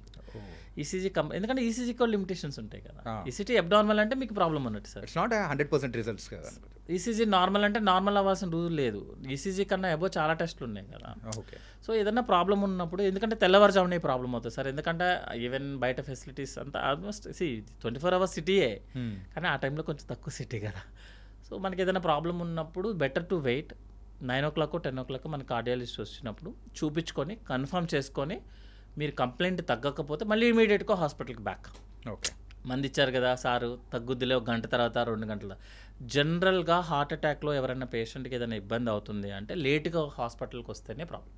ఓకే, అట్లా కాకుండా మీరు మెడిసిన్స్ వాడారు సార్, మీకు తగ్గాలి కదా రూల్ ప్రకారం. మీరు ఎస్జిటి అనుకోండి, మీకు తగ్గాలి కదా, తగ్గలేదు కదా, మీకు ప్రాబ్లం ఉంది కదా, గో టు హాస్పిటల్ అగైన్.